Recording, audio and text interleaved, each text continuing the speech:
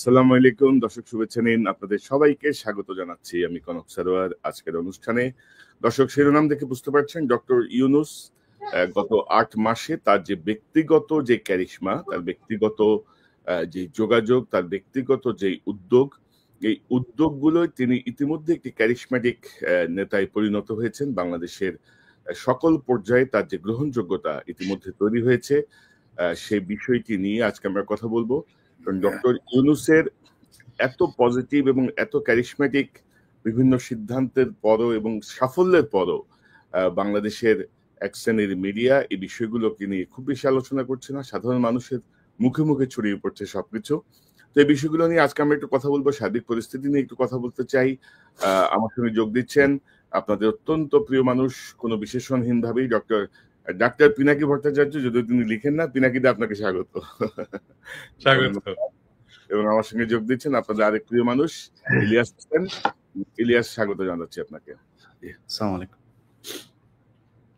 তো দাদা, আসলে এই ধরেন ডক্টর ইউনূসের যে ক্যারিশমা গত ৮ মাসে আমরা দেখছি আর কি, প্রত্যেকটা জায়গায় যে সাফল্য, এক সপ্তাহ মানে সর্বশেষ তো ধরেন এক সপ্তাহের মধ্যে চীনের প্রেসিডেন্ট, ভারতের প্রধানমন্ত্রী, সব মিলায় উনি তো মোটামুটি ম্যাসাকার করে ফেলছে আর কি। সবাই বলতেছিল যে নরেন্দ্র মোদী হয়তো দূরে সরে যাবে, কথা বলবে না, গুরুত্ব দিবে না, আনইলেক্টেড ইত্যাদি ইত্যাদি অনেক রকমের প্রচারণা আমরা দেখলাম।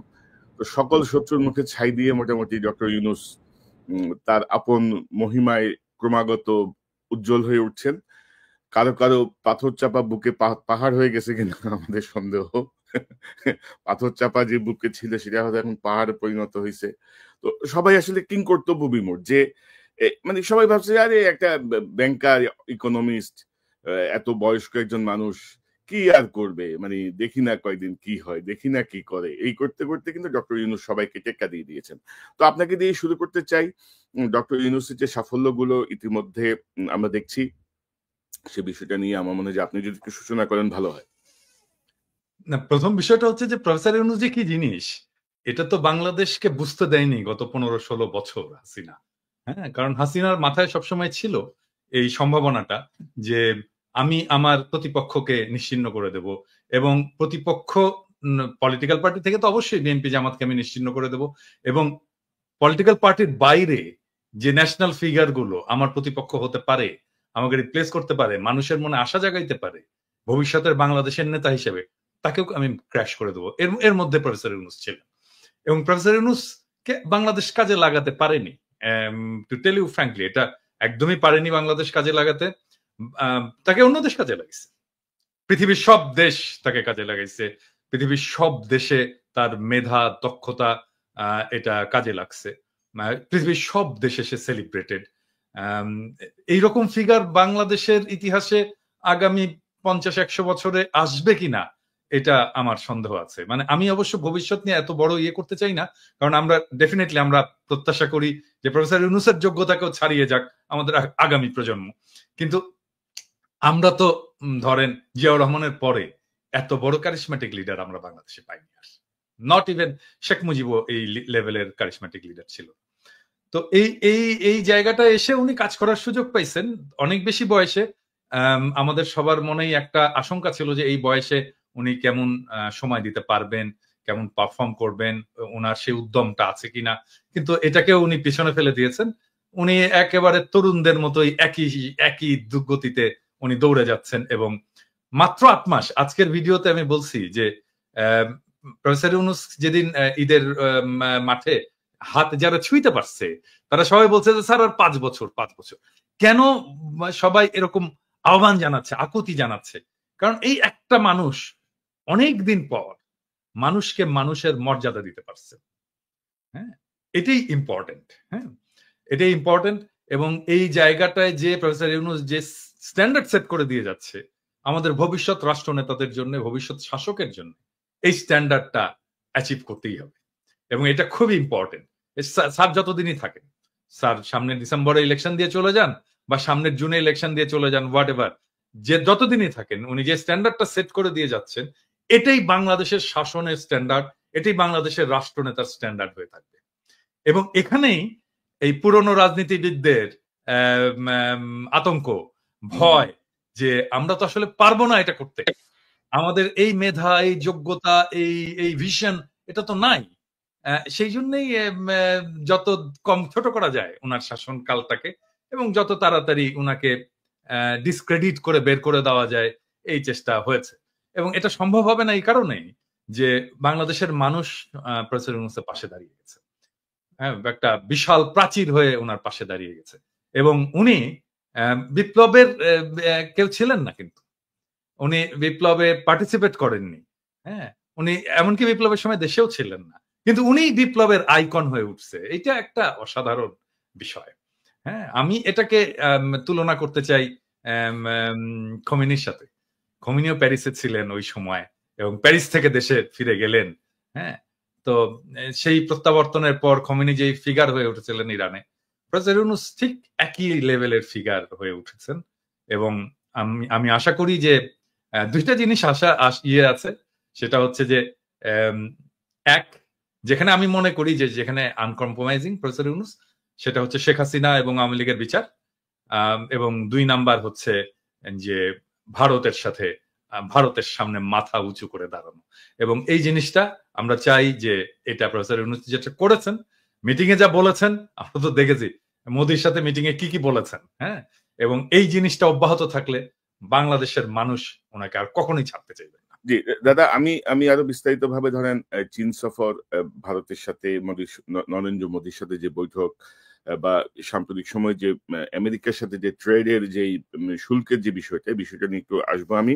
তার আগে একটু ইলিয়াসের কাছে যেতে চাই। ইলিয়াস, আপনি কিভাবে দেখছেন ডক্টর ইউনূসময় সাধারণ মানুষের মন, এবং সবাই চাচ্ছেন যে ডক্টর মোহাম্মদ ইউনূস আরো কন্টিনিউ করুক, আবার সকল দলের একটা চাপ হচ্ছে যে নির্বাচনটা যেন যথাসময়ে হয়।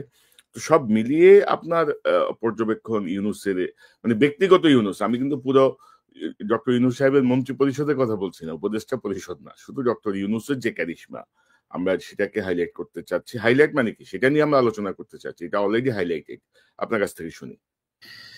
জি, বিষয় হচ্ছে যে আমরা একটা বিষয় মনে পরিষ্কার করা দরকার। ধরেন সারা দেশে এখন একটা পরিস্থিতি তৈরি হয়েছে যে ডক্টর ইউনূস আর বিএনপিকে মনে হচ্ছে মুখোমুখি দাঁড় করানো হয়েছে।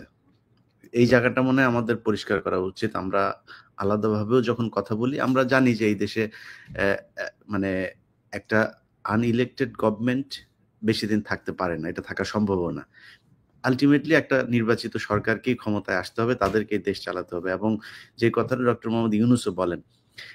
কিন্তু পরিস্থিতিটা এখনকার যে অবস্থা, ধরেন আমাদের স্বাভাবিক নির্বাচন হয় নাই, স্বাভাবিকভাবে দেশ চলে নাই, এখনো পর্যন্ত যদি আওয়ামী লীগের বিভিন্ন ফেসবুক, তাদের যেই প্রোপাগান্ডা সেলগুলো আছে, এবং ইন্ডিয়া তো সরাসরি তাদের হয়েই কাজ করছে, তাদের মূল টার্গেট হচ্ছে বাংলাদেশে ধরেন একটা জায়গায় যদি একটা ছোট মানে কোন একটা জনসমাবেশ হয়, সেখানে অন্তত 50% মানুষের মাথায় টুপি থাকবে। এটা আমাদের দেশের মানুষ যেহেতু মুসলমান, তারা মাথায় টুপি পরে, এটা আমাদের মানে একটা মানে ওই দেশের কালচার। এটা যে ধর্মীয় পোশাক তাই না, আমাদের কালচারে, আমাদের সংস্কৃতিতে পরিণত হয়েছে। এটাকেও তারা নিয়ে তারপরে ফেসবুকে পোস্ট করছে, করে তারপরে দেখাচ্ছে যে আমি জানি না, এখানে হতে পারে কেউ মানে কালো পতাকার ভেতরে লা ইলাহা ইল্লাল্লাহ মুহাম্মাদুর রাসূলুল্লাহ লেখা তো আর নিষেধ না, বাট এটা যেহেতু একটা জঙ্গি সংগঠন, এটা কাদের তৈরি কি সে আলোচনায় আর যাচ্ছি না, একটা জঙ্গি সংগঠনের নাম দেয়া হয়েছে, আমরা সেটা থেকে মানে বিরত থাকাই মনে হয় ভালো। তারপরেও যদি নাকি তারা কেউ করে থাকে, কিংবা কোনো এজেন্সি যদি নাকি এটাকে উদ্দেশ্য প্রণোদিতভাবে করে থাকে, সেটা করে থাকতে পারে। কিন্তু আমাদের উদ্দেশ্য কি, আমরা কি আসলে আফগানিস্তান হইতে চাই? আমরা কি পাকিস্তান হইতে চাই? আমরা কি আইএসআই হইতে চাই না? আমরা তো কোনো জঙ্গি সংগঠনের সাথে না, আমরা চরমপন্থী না, কখনোই না।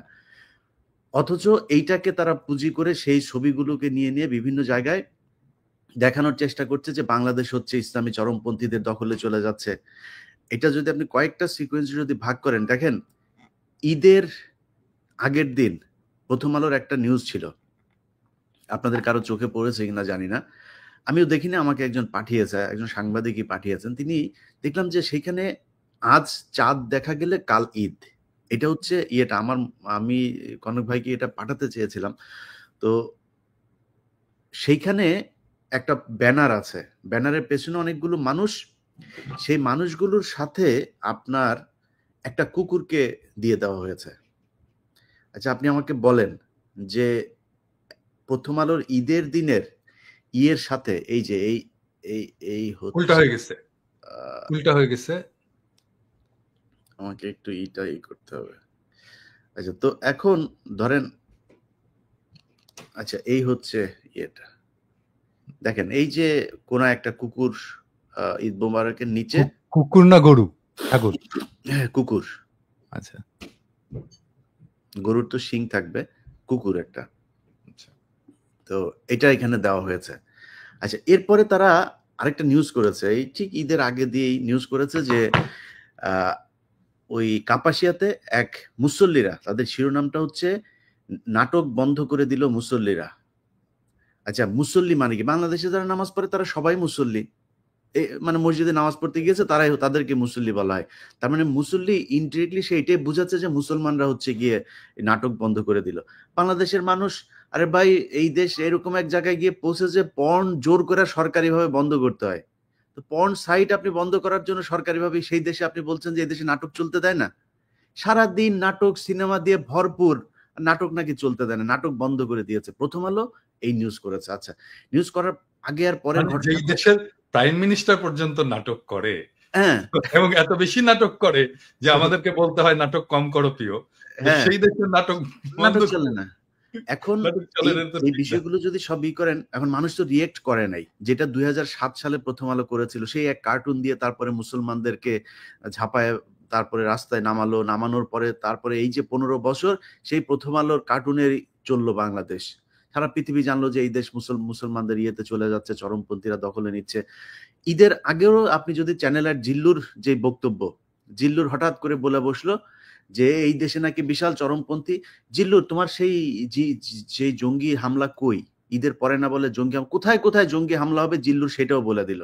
তো জিল্লুর যে কাদের লোক, এই চিপ রেটের বিদেশি এজেন্সিদের এজেন্ট, এদের থেকে সাবধানে থাকতে হবে আমাদের। কিন্তু কথা হচ্ছে জিল্লুর আসলে কাদের পারপাস সার্ভ করে? মানে জিল্লুর তো আগে আমেরিকান পয়সায় চলতো, এখন তো আমেরিকান পয়সা বন্ধ নাই। এখন জিল্লুরের পয়সাটা কোত্থেকে আসছে এটা একটু আমাদের জানা দরকার। তো জিল্লুরকেও বলতে হবে। হ্যাঁ, এখন পাশের থেকে, এখন সেটা তো মানুষদের জানা দরকার। হ্যাঁ, যে আসলে তো আমেরিকান ফান্ডিং বন্ধ, তো সবার বন্ধ, যারা পাইতো এনইডি ফেনিডি ইত্যাদি ইত্যাদি সবকিছু ট্রাম্প দিছে একেবারে বন্ধ করে। এখন জিল্লুরের পয়সা কোত্থেকে আসে এটা জিল্লুরকে বলতে হবে। জিল্লুরের এনজিও কি দিয়ে চলে, কার পয়সায় চলে, তাহলেই সব বোঝা যাবে কার্তিক কি কোথায় বাধা আছে। তো এই ন্যারেটিভ থেকেই দেখেন জিল্লুরের গলার জোর কোথায় থেকে আসে ওটা আমরা জানি। এইখান থেকেই কিন্তু শুরু হয়েছে। আপনি দেখেন এক এক করে প্রথম আলো এইদিকে এইভাবে উস্কাইতে যাচ্ছে, জিল্লুর আবার ওইদিকে খাতা কলম সামনে নিয়ে 5-6টা পৃষ্ঠা নিয়ে তার কাছে বিভিন্ন দেশের এজেন্সিরা তাকে তথ্য দিয়েছে, তিনি হচ্ছে জেনেছেন বাংলাদেশে একটা এবং কিভাবে হামলা হবে। আমি আমার আগের ভিডিওতে কথাগুলো বলেছি যে কোর্টে হামলা হবে, আগের মতো সেই জেএমবির মতোই নাকি কোর্টে হামলা হবে। তো জেএমবির হামলা কোর্টে সারা দেশে 500 জায়গায় করেছে কারা? করেছে। তার মানে জিল্লুর রয়েদের লোক, এটা সে নিজে প্রমাণ করলো। মানে সায়ানট এই হামলা সব তাদের হামলা। আমরা ইলিয়াস আমরা শুনি, মানে প্রথম এটা হচ্ছে যে এজেন্সির গোয়েন্দা রিপোর্ট কার কাছে আসে? হ্যাঁ, কার কাছে? আমাদের কাছে আসে না, ওর কাছে আসে কেন গোয়েন্দা রিপোর্ট? তো এবং সেটা কোন দেশের?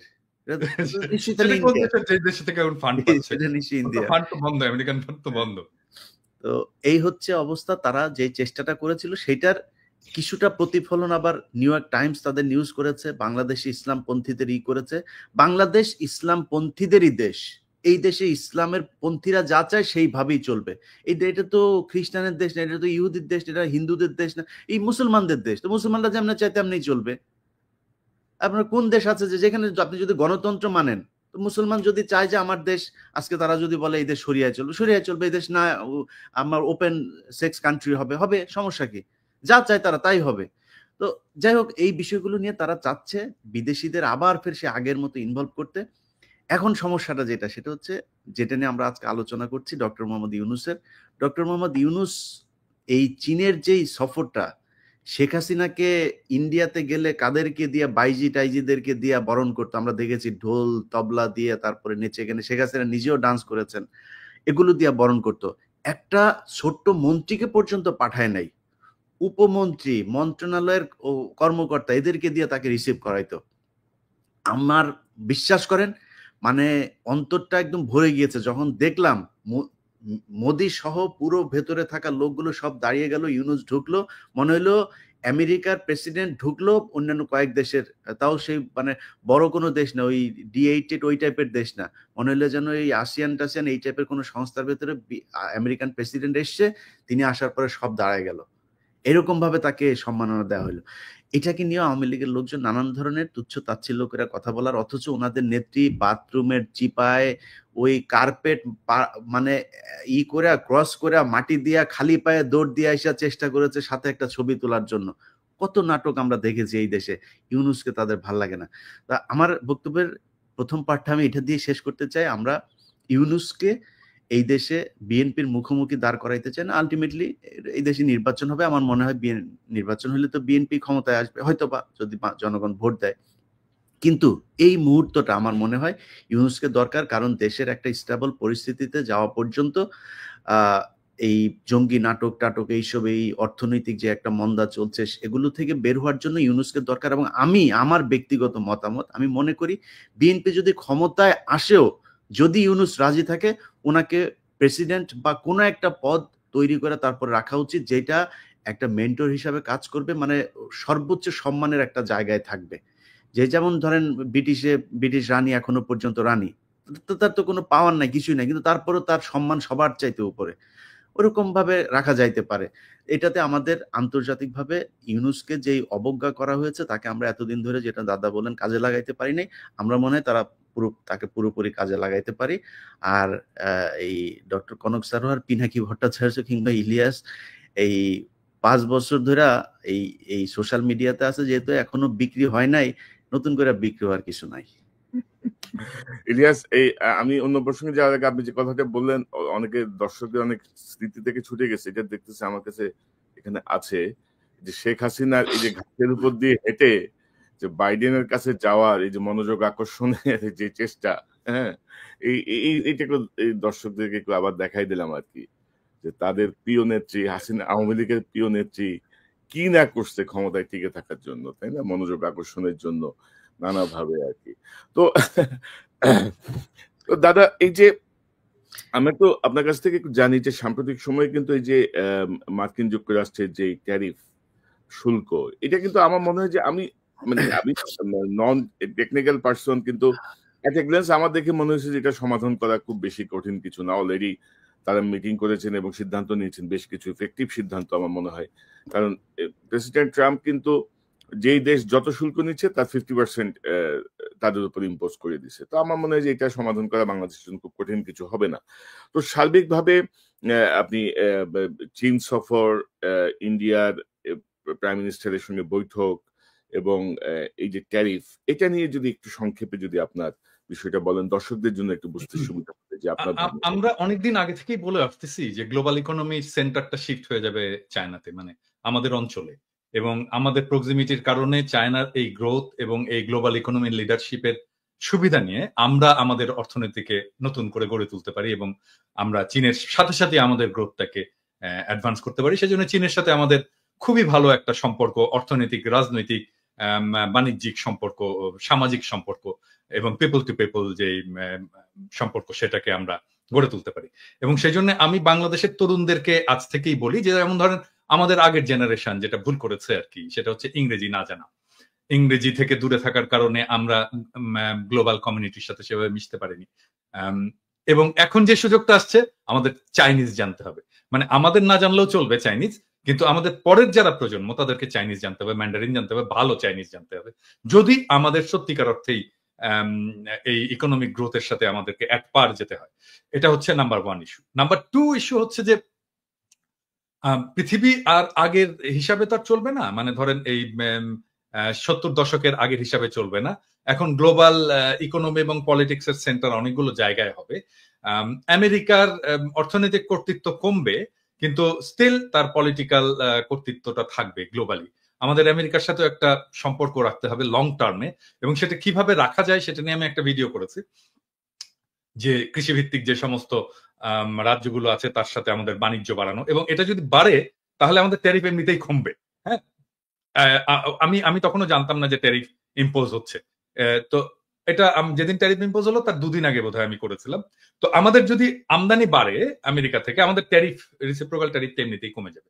এটা নাম্বার 1। আর নাম্বার 2 হচ্ছে যে এটা মাঝে মাঝে বলি আর কি, যে আমার পেশার একটা গুরুত্বপূর্ণ অংশ হচ্ছে প্রবলেম সলভিং, মানে আমি আমি যে কাজটা করি আর কি, সমস্যার সমাধান করা আর কি। সেই জন্য আমি আমার এপিসোড গুলোতে খুব অনেক প্রবলেমের খুবই মানে out of the box solution দিই।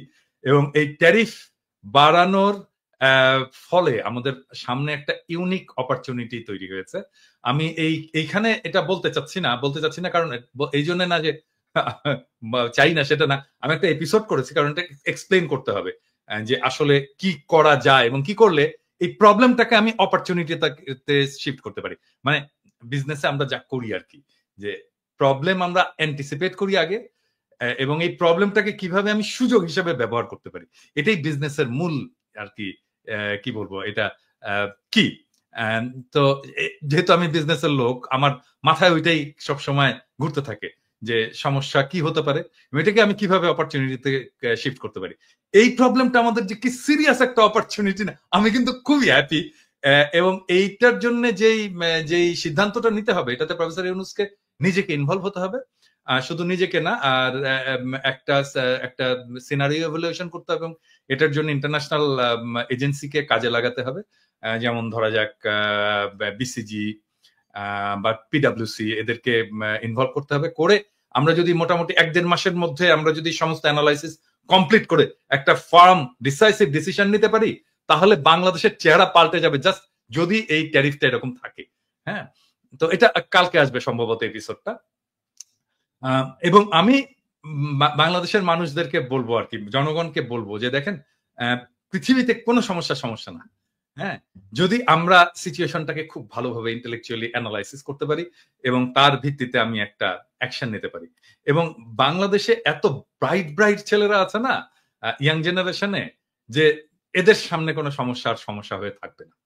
হ্যাঁ, আমরা তো বুড়া হয়ে গেছি, ধরেন আমাদের চিন্তা হয়তো একটু পুরনো হবে, কিন্তু আমরা যদি একটু ধরে দিতে পারি যে কোন রাস্তায় যেতে হবে, হ্যাঁ, তাহলে দেখবেন যে আরো ইনোভেটিভ সলিউশন বের করে ফেলে দিতে পারবে আমাদের। তবে দাদা, আমি দাদা মনে করি যে ধরেন আমরা ধরেন ইন্ডিয়া থেকে যে চাল, গম বা এই জাতীয় খাদ্যশস্য আমরা যে আমদানি করি, এগুলো ইন্ডিয়া থেকে বন্ধ করে আমাদের আমেরিকা কেন্দ্রিক হওয়া উচিত। তাহলে কোয়ালিটিও বাড়বে। মানে আমাদের মানে ইন্ডিয়ান ডিপেন্ডেন্সি থেকে বের হয়ে আসাটা খুব জরুরি আমাদের জন্য। এবং গত এই 54 বছরে ইন্ডিয়ার যেই আধিপত্য আমরা বাংলাদেশিদের উপর দেখছি আর কি সকল ক্ষেত্রে, তো আমার মনে হচ্ছে তার একটা জবাব দেওয়া উচিত। ইতিমধ্যে চিকিৎসা বন্ধ হয়ে কিন্তু অনেক মানে বাসের কাউন্টার এখন কাপড়ের দোকান হয়ে গেছে, অনেক কাপড়ের দোকান বন্ধ হয়ে যাচ্ছে, অনেক খারাপ অবস্থা। আমার মনে হচ্ছে তাদেরকে একটা শিক্ষা দেওয়া খুব জরুরি, মানে জেন্টাল ওয়েতে আর কি, যে দেখো মানে আমি যখন ভারতীয় পণ্য বয়কট আন্দোলন করছিলাম আর কি, হ্যাঁ, সেই সময় আপনারা সবাই সাপোর্ট করেছেন। মানে ওই সময় ওদের কথাবার্তা দেখলে না গায়ে জ্বলুনি উঠতো আর কি। মানে ওদের ইয়েটা কি ছিল, সেটা হচ্ছে যে আমরা তো পয়সা দিয়ে কিনে আনি রে ভাই, সমস্ত পণ্য, ইন্ডিয়ান পণ্য তো আমরা পয়সা দিয়ে কিনে আনি, ওরা তো দয়া করে আমাদেরকে দান করতেছে না। ওদের বিষয়টা হচ্ছে কি, ওদের চাওয়াটা কি, আমাদের শুধু কিনলে চলবে না, আমাদের কিনতে হবে এবং তারপর কৃতজ্ঞ থাকতে হবে, দাদা আমাদেরকে দিয়েছেন, আপনারা না দিলে তো আমরা মরে যেতাম দাদা। এইটুকু শোনে না, সেই জন্য ওদের গায়ে জ্বলুনি দেবে। এবং আমার এমন মেজাজ খারাপ, দাদা ওইদিন ওদের দেশের একটা চ্যানেলেই আপনার করতেছে, ওই যে ওই পাগলার চ্যানেল, ওই যে মলম বিক্রেতার চ্যানেলে, হ্যাঁ, ওরা উস্কাইতেছে যে কি হয়েছে, যে বাংলাদেশিরা এই যে আসে না, তো সমস্যা কি হয়েছে, আমাদের তো ওদেরকে আমাদের বন্ধ করতে হবে বাংলাদেশে আসা, ওরা এই দেশে এসে চিকিৎসা নিয়ে যায়, এই সেই। পাশের থেকে আরেকটা আবার দৌড়ে আসছে, বুঝছেন, খাওয়া হাগা সব বন্ধ করে দেবেন নাকি আমাদের? আসতে বলছেন ওদের যে অবস্থা খারাপ। আমরা দাদা যদি খালি চীন, পাকিস্তান, এদিকে দুই দেশের সাথে যদি পাকিস্তানের চিকিৎসা ব্যবস্থাও অনেক ভালো, এবং চীন যেটা আমি এটা দেখলাম, এখানে আপনার ওদের একটা হসপিটালের একটা ফ্লোর ওরা বাংলাদেশের জন্য ছেড়ে দিতে চাইছে, এবং চীনের মানুষের যেই চিকিৎসার যে খরচ তার চাইতে তারা কম নিবে। তারপর চিটাগাং এর সাথে একটা বোধহয় স্পেশাল ওরা একটা রুটও করতেছে ফ্লাইটের জন্য, যেহেতু আমাদের মানে স্থল পথে যাওয়ার সুযোগ নাই। এবং সেটা খুব চিপ রেটে করার জন্য এই মুহূর্তে বাংলাদেশের সাথে চীনের যে বিমানের টিকিট ভাড়া বোধহয় একটু বেশি, এটা চিপ করার জন্য ওরা একটা কাজ করতেছে।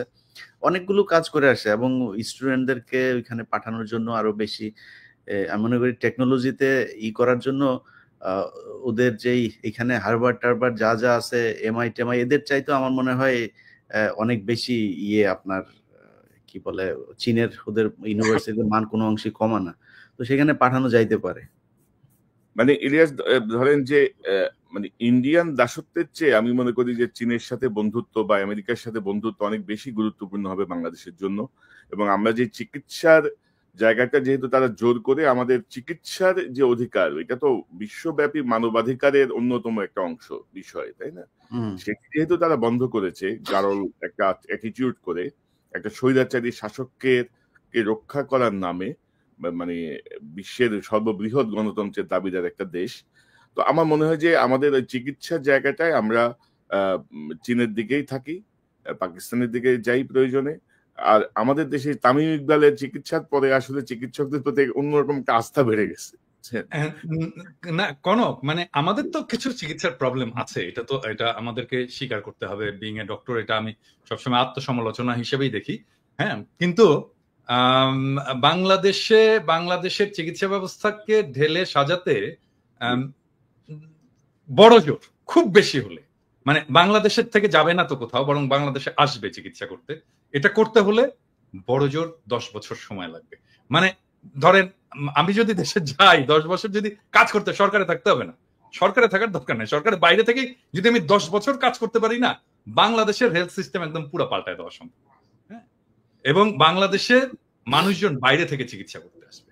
সমস্যাটা কোথায় হয় আসলে, মানে আমি বলি, মানে বিং এ ডক্টর, আমি আসলে এই জায়গাটা ডাক্তারদেরকেও আমি বলবো এটাকে করার জন্য, এটাকে হৃদয়ের সাথে উপলব্ধি করার জন্য। হ্যাঁ, একজন মানুষ যখন চিকিৎসকের কাছে আসে সে ভয়ানক অসহায় হয়ে আসে, এবং এই সময় সে চায় চিকিৎসক আমার কথা শুনবে। অনেক কথা আছে যেটা বলে, যেটা হয়তো শোনার দরকার নাই, আমার অ্যাজ এ ডক্টর আমার হয়তো শোনার দরকার নাই, প্রাসঙ্গিক না, কিন্তু সে কথা বলতে চায়, শোনাতে চায়। হ্যাঁ, এই কথাটা শুনতে হবে, সময় গেলেও শুনতে হবে। হ্যাঁ, এবং আমি প্র্যাকটিস করি না, কিন্তু আমি যদি প্র্যাকটিস করতাম তাহলে আমি কি করতাম, আমি পেশেন্টের সব কথা বলা শেষ হয়ে গেলেও আমি বলতাম, আর কোনো সমস্যা আছে, আর কিছু বলবেন, আর কিছু। হ্যাঁ, এইরকম করে আমি শুনে নিতাম একদম শেষ পর্যায় পর্যন্ত। এবং পেশেন্টের কথা যদি শোনা যেত সমস্ত, তাহলেই দেখতেন যে আমাদের রোগীরা স্যাটিসফাইড হয়ে যেত। এটা একটা বিষয়। আর 2 নাম্বার হচ্ছে যে আমাদের হেলথের মধ্যে কিছু মাফিয়া ঢুকেছে। হ্যাঁ, মাফিয়া এটা সব ব্যাপারে, যেমন হসপিটাল মাফিয়া হয়েছে, তারপরে ফার্মাসিউটিক্যালস এ মাফিয়া হয়েছে, হেলথ ইকুইপমেন্টস এ মাফিয়া হয়েছে। আমি একটা এক্সাম্পল দিই আপনাদেরকে। ধরেন বাংলাদেশে আপনি একটা পেসমেকার বসাবেন আপনার বুকে, আপনি পেসমেকার বাংলাদেশে তো হয় না, এটা কিনে আনতে হয়, বাইরে থেকে ইম্পোর্ট করতে হয়। তো আপনার বুকে যে পেসমেকারটা বসানো হবে, আপনি ধরে নিতে পারেন যে 90% ক্ষেত্রে ওই পেসমেকারটার যা দাম, আমি এখন জানি না কত দাম, ধরেন এটার দাম ধরেন 3 থেকে 4 লক্ষ টাকা। এই 4 লক্ষ টাকা যদি দাম হয়, তাহলে ডাক্তার সাহেব ওইখান থেকে 70 থেকে 80 হাজার টাকা কমিশন পাবে। হ্যাঁ, আমার সাথে চ্যালেঞ্জ করতে এসেন না ডাক্তার সাহেবেরা এবং ডিভাইস কোম্পানিরা, চ্যালেঞ্জ করতে এসেন না, আমি একেবারে খাইয়া দিব কিন্তু। হ্যাঁ, তো তাহলে এই যে 70 হাজার টাকা গেল, এই টাকাটা তো পেশেন্টের পকেট থেকে গেল, এবং এটা তো ডাক্তারের দরকার ছিল না, কারণ ডাক্তার তো ডিভাইসের মালিক না, ডিভাইসের মালিক তো ডিভাইস কোম্পানি, ডিভাইসের একটা দাম আছে, তৈরি হয়েছে, এবং এই দামটা আমি পেশেন্টের পকেট থেকে বের করে আমি ডাক্তারকে দিয়ে দিলাম। এবং এই জন্যই বাংলাদেশের চিকিৎসা খরচটা স্কাই রকেট হয়ে গেছে। হ্যাঁ, শুধু তাই না, মানে হসপিটালে যদি আইসিইউ এ, ইন্টেনসিভ কেয়ার ইউনিটে কোনো পেশেন্টকে কোনো ডাক্তার রেফার করে, সেই ডাক্তার ওই বেডের একটা ভাড়ার অংশ পায়।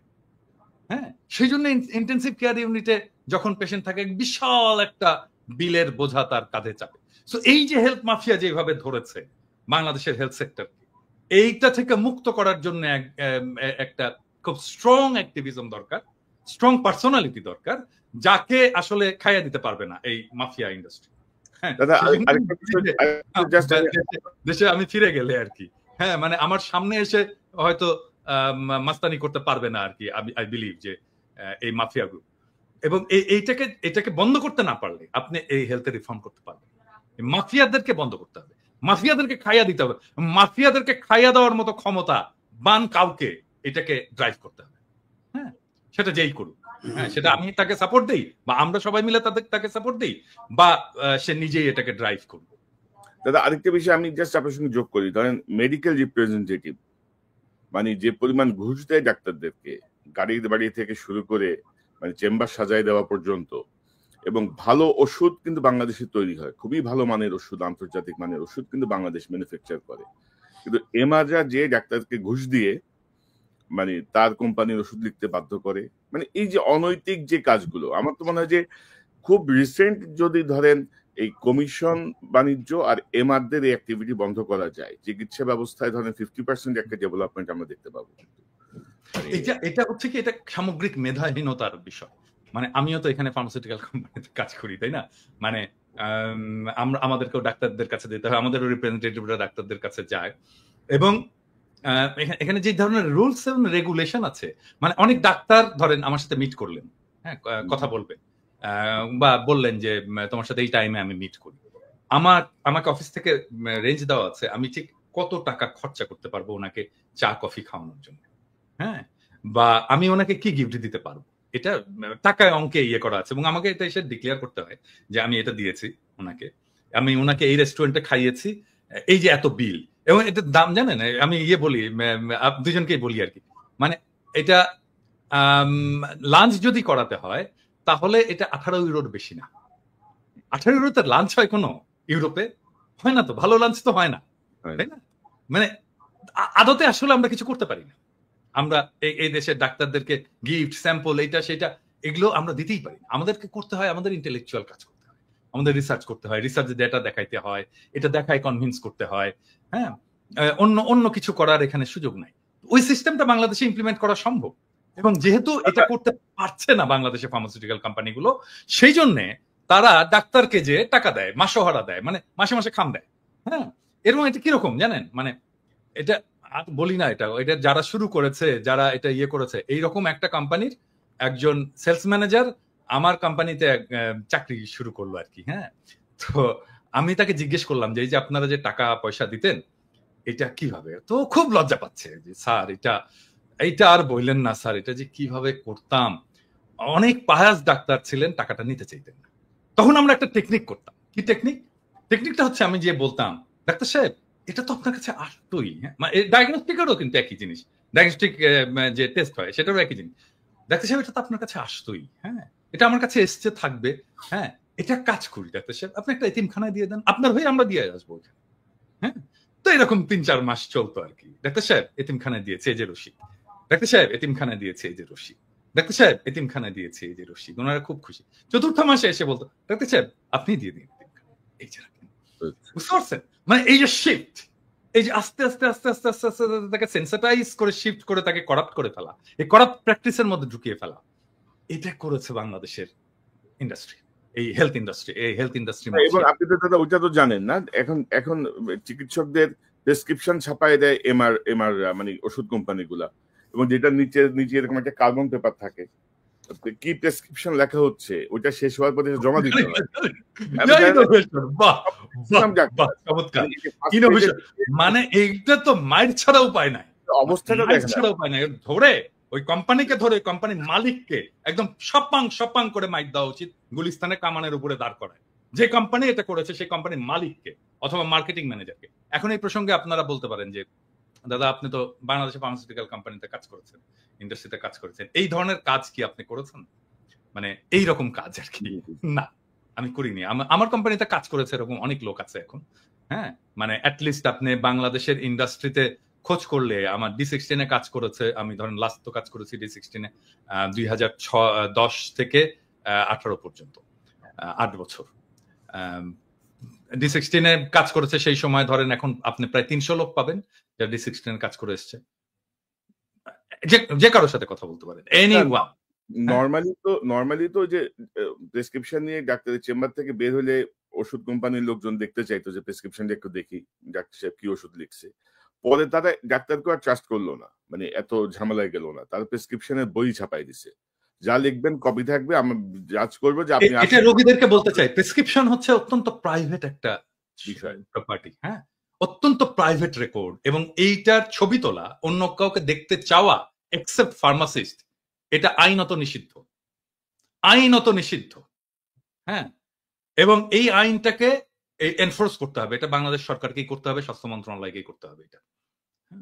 এবং এই মাফিয়াদেরকে যদি এখনই চেক না করা যায়, তাহলে এটা পরে এত বড় মাফিয়া হয়ে যাবে যে কেউ এটা সামনে আর দাঁড়াতে পারবে না। এবং আমি এই প্রসঙ্গটা আসতে ভালো হয়েছে আপনি যদি বলেন যে এই যে কমিশন আপনার এমআর এর বাইরে হচ্ছে প্রাইভেসি। মানে আপনি দেখেন যে আমাদের যে সাবেক উপদেষ্টা নাহিদ ইসলাম সিলেটে একটা হসপিটালে পায়ে ব্যথা পেয়ে চিকিৎসা নিল, আমি মানে একটু পরেই দেখলাম যে হসপিটাল কর্তৃপক্ষ তার এই যে প্রেসক্রিপশন থেকে শুরু করে এক্স-রে রিপোর্ট পর্যন্ত সব পাবলিক করে দিছে। তো আজকে যদি আপনি একটা চিকিৎসা নিতে যান, আপনি নিশ্চিত থাকেন বাংলাদেশে চিকিৎসা করবে, আধা ঘন্টার মধ্যে আমি আপনার পুরো রিপোর্ট বাইর করে ফেলতে পারবো, যে আপনার ব্লাড রিপোর্টে কি আছে, এক্সরেতে কি আছে, ডাক্তার কি অ্যাডভাইস করছে, সব। ওই যে ডাক্তার ইন্টারভিউ দিয়ে বলবে যে তামিম ইকবালের মতো উনি তো সিগারেট খায়, উনি তো মদ খায়, উনি তো এই করে, সব বলে দিবে। কিন্তু মানে এটা এক ধরনের মানে এই এথিক্যাল এই জায়গাগুলি কিন্তু এথিক্স এর মধ্যে আছে না দাদা, এটাতে পড়ানো হয়, তো পড়ানো হয়, এখন পড়ানো হয়, মানে আমরা পড়ে এসেছি, এখন পড়ানো হয় কিনা আমি জানি না, কিন্তু আমরা পড়ে এসেছি, হ্যাঁ, আমরা পড়ে এসেছি, এবং আমাদেরকে ওথ নিতে হয়, একটা শপথ নিতে হয়, হ্যাঁ, এবং সেই শপথের মধ্যে এই প্রাইভেসি, রোগীর প্রাইভেসির বিষয়টা আছে, এটা আমরা বলতে পারি না, এটা কোনো ডাক্তার বলতে পারে না। এবং আমি আসলে অবাক হয়েছি যে একটা অপারেশন টেবিলে নাহিদ বসে আছে এবং ছবি তোলা হচ্ছে, নাহিদেরও উচিত হয়নি ছবি তুলতে দেওয়া, নো ওয়ে, হ্যাঁ। তামিম ইকবাল আইসিইউতে ডাক্তাররা তার ছবি তুলতেছে, ভিডিও করতেছে, ডাক্তার বা হসপিটালের লোকজন, আমি জানি না এক্স্যাক্টলি ডাক্তার কিনা, কিন্তু এগুলো তো অন্যায়, এগুলো তো রোগীর প্রাইভেসি লঙ্ঘন। এবং ভবিষ্যতে তামিম ইকবাল বা একটু পরিচিত রাজনীতিবিদ বা অন্য কেউ এই বাংলাদেশে চিকিৎসা না করার আরেকটা অন্যতম কারণ হচ্ছে তার প্রাইভেসি থাকবে না, তার অনেক ধরনের সমস্যা থাকতে পারে, সেই সমস্যা গোপন থাকবে না। ডাক্তার অন্তত তার বৌরে যায় বলবে যে আজকে তো পিনাকি ভট্টাচার্য আসছিল, আরে জানো না এই সমস্যা, বুঝছেন তো। তার বউ আবার ধরেন রাষ্ট্র হয়ে যাবে পরের দিন স্কুলের বান্ধবীদের কাছে, মানে অভিভাবক বান্ধবীদের কাছে। তো দাদা আমরা একটু আমরা একটু ইয়েতে থাকি, আরেক প্রসঙ্গটা ইয়ে না করি, যে ধরেন সামনে সরকার কিন্তু বিএনপি সরকারি, বিএনপির বাইরে কিন্তু নতুন কোন দল রাষ্ট্র ক্ষমতায় যাবে এটা ভাবার কোনো সুযোগ কিন্তু নাই, মানে আপাতত আর কি বাংলাদেশের যে প্রেক্ষাপট বা সবকিছু। কিন্তু সেখানে ধরেন বিএনপির মধ্যে এক ধরনের অস্থিরতা আমরা দেখছি, মানে সংস্কারের জায়গাটা আমরা যতটুকু আমরা বুঝি যে এই অনির্বাচিত সরকার বলেন আর যাই বলেন, ডক্টর ইউনূস সরকারের পক্ষে যতটুকু সংস্কার বা বিচার করা সম্ভব এটা আর অন্য কারো পক্ষে সম্ভব না। মানে পলিটিক্যাল গভর্নমেন্ট আসলে এটা আসলেই সম্ভব না কোনোভাবেই, নানা রকমের চাপে, নানা রকমের কিছুতে। আর পলিটিক্যাল নেতারা তো সব একে অপরের ভাইরা ভাই, তাই না? তো অনেক ভাইরা ভাইয়ের রিকোয়েস্টে অনেক কিছু ওলটপালট হবে।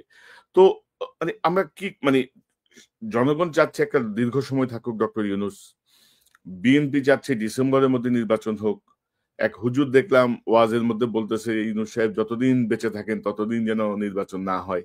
তো আবার ইউনূস সাহেবের প্রেস সেক্রেটারি আবার বলেছেন যে না ডিসেম্বরে নির্বাচন হবে। অর্থাৎ এক ধরনের একটা জটিল পরিস্থিতি তৈরি করা হচ্ছে। এবং এরকম একটা বিপ্লবের পরে আমরা যদি সিরিয়ার দিকে তাকাই বা অন্যান্য বিপ্লবোত্তর দেশগুলোর দিকে তাকাই, তার প্রেক্ষাপটে আমাদের প্রেক্ষাপট কিন্তু অনেক বেশি, মানে কি বলবো, মানে মনে হচ্ছে যে বিপ্লবটা একটা পানি ভাত আর কি, এটা কিছুই না, এটা হইতেই পারে। মানে মানুষ এভাবে জীবন দিবে, মানুষ এভাবে অন্ধ হবে, পঙ্গু হবে, এটা সব খুবই স্বাভাবিক। তো আপনি আপনার কাছ থেকে একটু শুনি, তারপর ইলিয়াসের কাছে যাব। না, প্রথম বিষয়টা হচ্ছে যে ডেফিনেটলি আমাদের একটা পলিটিক্যাল গভর্নমেন্ট আসতে হবে, সেটা আসবে, এবং এটা আমাদের সবারই প্রত্যাশা। এবং এটা যেটা কোনো বললেন আপনি যে আগামী নির্বাচনে বিএনপি আসবে, আমরা তো মনে করি বিএনপি সর্ববৃহৎ দল, তারই আসা উচিত, সেটা উচিত, ঔচিত্যের ব্যাপার আর কি। আসবে কিনা সেটা ডিপেন্ড করছে অনেকগুলো ফ্যাক্টরের উপরে, হ্যাঁ। আমি সেই ফ্যাক্টরগুলো একে একে আলাপ করব। অনেকে বলে যে আমি নাকি নির্বাচন চাই না, মোটেও না। বিষয়টা হচ্ছে কি যে শেখ হাসিনা তো সমস্ত সিস্টেমটাকে ডিস্ট্রয় করেছে, হ্যাঁ, সমস্ত সিস্টেম। মানে ইলেকশন কমিশন থেকে শুরু করে জুডিশিয়ারি, প্রশাসন, পুলিশ, আর্মি, কোন ইনস্টিটিউশন, স্টেট ইনস্টিটিউশন বাকি নাই, সব ইনস্টিটিউশনকে ডিস্ট্রয় করেছে। এখন এই সিস্টেমটাকে তো ফাংশনিং করতে হবে, এটা যেন কাজ করে। হ্যাঁ, ধরা যাক যে আমি একটা সবাইকে বলি, যে বিএনপি কেও বলি, যে যেই নির্বাচন আপনারা লাস্ট হারলেন, মানে যেই নির্বাচনটা মইনুল আহমেদ এবং ফখরুদ্দিনের অধীনে হলো আর কি, যে নির্বাচনে আপনারা হারলেন এবং লজ্জাজনক ভাবে হারলেন, খুবই কম আসন পেলেন, ওই নির্বাচনের যে মেকানিজম, ওই নির্বাচনের পরের যে প্রশাসন, আর্মি, সেটা কি ইনট্যাক্ট আছে নাকি তার চাইতেও প্রো ইন্ডিয়া, প্রো হাসিনা হয়েছে? আমার প্রশ্ন এটা। মানে যেই নির্বাচনে আপনারা হারলেন, যেখানে আপনারা শেখ হাসিনা ক্ষমতায় আসলো প্রথম 1/11 পরে, ওই নির্বাচনে যেই সেট আপ ছিল প্রশাসন এবং আর্মিতে, স্পেসিফিক্যালি আর্মিতে, সেই সেট আপটা কি আরো প্রো ইন্ডিয়া হয়েছে নাকি প্রো ন্যাশনালিস্ট হয়েছে? প্রো ইন্ডিয়া হয়েছে, ঠিক তো? আরো খারাপ হয়েছে। তাহলে আপনি ওই র্যাঙ্ক অ্যান্ড ফাইল এটাকে রেখে আপনাকে কিভাবে হারানো হয়েছে এটা আপনি বলেন। বিএনপি আপনাকে হারানো হয়েছে কিভাবে? খুবই কেয়ারফুলি ডিজাইন করা হয়েছে, কনস্টিটিউশন ডিজাইন করা হয়েছে, এবং এটা বিএনপিরাও স্বীকার করতে বাধ্য হবে। ওই নির্বাচনে কারচুপি হয়েছে, ওই নির্বাচনে এমন ভাবে কারচুপি করা হয়েছে যেন বিএনপি একটা লজ্জাজনক হার হয় বিএনপির। হ্যাঁ, এবং এটা বিএনপিকে স্বীকার করতে হবে। আর স্বীকার যদি না করে তাহলে তো আমাদের বলার কিছু নাই, তাই না?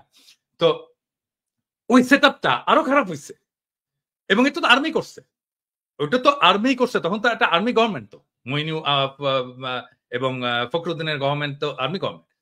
আর্মি এই ইঞ্জিনিয়ারিংটা করছে, ইলেকশন ইঞ্জিনিয়ারিংটা। ওই আর্মিটা আরো খারাপ হয়েছে, ওর ভেতর থেকে ন্যাশনালিস্ট এলিমেন্ট আরো বাইরে চলে গেছে। এখন তো এটা মোরাললেস প্রো কি বলবো ইন্ডিয়ান আর্মি। তো এই আর্মি একটা ফেয়ার ইলেকশন দেবে? হ্যাঁ, মানে করতে দেবে? এইটা বিশ্বাস করেন? সম্ভব না, করতে দেবে না। হ্যাঁ, আমরা যদি ফেয়ার ইলেকশন হয়, আমার মনে হয় যে ধরেন এটা বিএনপির এটা বিএনপির জরিপ, ব্রেইন দেখছে তো, আমরা সবাই দেখছি। ব্রেইনের জরিপে ফেয়ার ইলেকশন হইলে মানে মানুষ বলছে যে আমরা 41% বিএনপি কে ভোট দেবে, অ্যাবসলিউট মেজরিটি হয় বিএনপি। কিন্তু আরো কিছু আছে ওইখানে। আচ্ছা, আমি বলি, আমি গতকালকে একটা পোস্ট দিছিলাম, গতকাল না পরশুদিন, যে জামাতে ইসলামের ভোট কত। জামাতে ইসলাম 300 আসনে ইলেকশন করছিল এরশাদ পড়ার পরে 91 সালে প্রথম। এখানে ভোট পেয়েছিল তারা 12.3% সম্ভবত। এবং ওই সময় যদি আমরা সমস্ত ইসলামপন্থী দলগুলোর ভোটগুলো দেখি, তাহলে আমরা দেখবো 14%-এর মতো তারা ওই ভোটটা, এবং ওই ভোটটা ভালো ভোট হয়েছিল। হ্যাঁ, এবং 14% কিন্তু একটা খুবই সিগনিফিকেন্ট নাম্বার। এখন অনেকে বলেন 2%, 3% জামাতের ভোট, 4% ন। তারা সব আসনে নির্বাচন করেনি, তারা কিছু আসনে নির্বাচন করেছিল। ওইটাকে এক করে আমি ন্যাশনাল গড় করে বলি যে 3%, কিন্তু সবগুলো আসনে যখন করেছে তখন তার প্রায় 12.5%-এর মতো ভোট ছিল। বিএনপির যে জরিপ, এটাতে দেখা গেছে যে জামাতের ভোট আসবে 31%-এর মতো। এখন ধরে ছাত্রদের ভোট ওখানে কত আসবে, দেখেছে 5%-এর মতো ভোট আসবে। তো আমরা যদি অন্য সমস্ত ফোর্স, বিএনপির বাইরে অন্য সমস্ত ফোর্সের একটা যদি লুজ অ্যালায়েন্স হয়, তাহলে বিএনপি একটা খুবই শক্ত প্রতিদ্বন্দ্বিতার মধ্যে পড়বে। এখন বিএনপি যেটা করছে, যে ধরেন এই যে বিএনপির যারা এই অনলাইন অ্যাক্টিভিস্ট আছে তারা, বা অনলাইনে ফেসবুকে যারা লেখালেখি করে তারা গালাগালি করতেছে আমাদেরকে, সেটা আমি গাইড নেই না, কিন্তু তা তো না। মির্জা ফখরুল, মির্জা আব্বাসের মতো সিনিয়র নেতারা, তারা সোশ্যাল মিডিয়ার পিছনে লাগছে এবং কিভাবে আমাদের সাথে পাঙ্গা নেওয়া শুরু করছে। ধরেন এই পাঙ্গাটা যদি নিতে থাকে তারা কন্টিনিউয়াসলি, তাহলে তাদের অবস্থাটা কি হবে? ধরেন সোশ্যাল মিডিয়ায় যারা কাজ করে, হ্যাঁ, যারা কাজ করছে, যারা সোশ্যাল মিডিয়া একটা ইনফ্লুয়েন্স রাখতে পারে, ছোট হোক বড় হোক, অল্প হোক বেশি হোক কম হোক, একটা তো ইনফ্লুয়েন্স আছে। তো যারা রাখতে পারে তারা যদি পুরোটা, মানে ধরা যাক, আমি এখানে ছাড়াই বলতেছি, কনক, আপনি, আমি, ইলিয়াস, আমরা তো কেউ অ্যান্টি বিএনপি না। আমরা তো জিয়াউর রহমান, প্রো জিয়াউর রহমান, মানে জিয়াউর রহমানকে আমাদের পলিটিক্যাল আইকন মানি, তাই না? তো আমরা তো সবাই ন্যাশনালিস্ট, তাই না? আমরা এবং ট্রু সেন্স মানে মানুষ যাতে সাধারণভাবে বোঝে, আমরা তো সবাই রাইটেস্ট, তাই না? তো আমাদেরকে তো শত্রু ভাবার কোনো কারণ ছিল না বিএনপি। আমরা তো শত্রুও না, আমরা শত্রু হতেও চাই না বিএনপি। বিএনপি তো আসলে আমাদের পিছনে লাগছে, হ্যাঁ, আমাদেরকে শত্রু বলা শুরু করছে। এবং কিভাবে দেখেন, আওয়ামী লীগের কোন সিনিয়র নেতা কোনোদিন আমাদের নাম ধরে কোনোদিন কিছু করেনি। আমাদের নামে মামলা দিচ্ছে, আমাদেরকে দেশ ছাড়া করছে, কিন্তু নাম ধরে এরকম করে কিন্তু আক্রমণ করেনি। ওনারা নাম ধরে আক্রমণ করা শুরু করছেন আমাদের, হ্যাঁ। এবং এটা তো আমাদের পেছনে লেলায় দাও, আমরা তো পার্সন, ব্যক্তি। এবং ধরেন মির্জা ফখরুল যখন বলে কুতুব দাঁড়ায় গেছে সোশ্যাল মিডিয়ায় কিছু কুতুব, ওনারা কোথায় নিয়ে যেতে চান দেশকে আমরা জানি না। ওনারা জানবেন না কেন? উনি জানবেন না কেন? আমরা জানি না মানে আমরা কোথায় নিয়ে যেতে দেশকে? আমি বলছি সবসময়, আমরা বাংলাদেশে ভারতীয় আধিপত্যবাদ চাই না, আমরা বাংলাদেশে আওয়ামী পুনর্বাসন চাই না, আমরা বাংলাদেশে একটা সাম্যের সমাজ চাই, একটা ইনসাফের রাষ্ট্র চাই। চারটা সিম্পল জিনিস মির্জা ফখরুল ভাই, আপনি জানেন না কেন? আপনারাই বাধা হয়ে দাঁড়ায় আছেন আমাদের সামনে, আমাদের স্বপ্নের সামনে, মানুষের স্বপ্নের সামনে। এবং আপনারা জানতে হবে আমরা এটা চাই। এবং আমরা আমাদের মনে করার কারণ আছে, আমাদের মনে করার ক্রেডিবল কারণ আছে যে আপনারা আওয়ামী লীগকে পুনর্বাসিত করতে চান। কেন চান সেই প্রসঙ্গে আসবো যদি আলোচনার সুযোগ থাকে। 2 নাম্বার, আপনারা ভারতের সাথে একটা নেগোসিয়েশন করেছেন, এটা আমাদের মনে করার ক্রেডিবল কারণ আছে। হ্যাঁ, এই জিনিসগুলোকে ক্লিয়ার করতে হবে আপনাদের কাছে। আপনারা যে আলাপ করেন, আপনারা সবার সাথে আলাপ করেন, অমুক রাজনৈতিক দলের সাথে আলাপ করেন, তমুক রাজনৈতিক দলের সাথে, সুশীল সমাজের সাথে আলাপ করেন, কেন আমাদের সাথে আলাপ করতে পারেন না? কেন পিনাকি ইলিয়াস কনক সারোয়ারের সাথে কথা বলতে পারেন না? আপনারা মিটিং করতে পারেন না?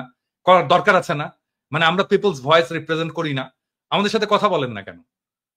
মানে আপনারা 31 দফা দিলেন, ধরেন 31 দফা দিলেন, 31 দফা তো এটা আপনার দলের দফা। তো আমরা তো সেই সময় তো আপনাদের সাথে এলাই ছিলাম, আমরা তো একসাথে লড়াই করতেছি, আন্দোলন করতেছি, আমাদেরকে দেখাইছেন? আমিও তো ডাক্তার, আমাকে তো দেখাইতে পারতেন যে ভাই 31 দফায় যে চিকিৎসা সংক্রান্ত যে জিনিসটা আছে, দাদা একটু দেখেন তো এটা ঠিক আছে কিনা।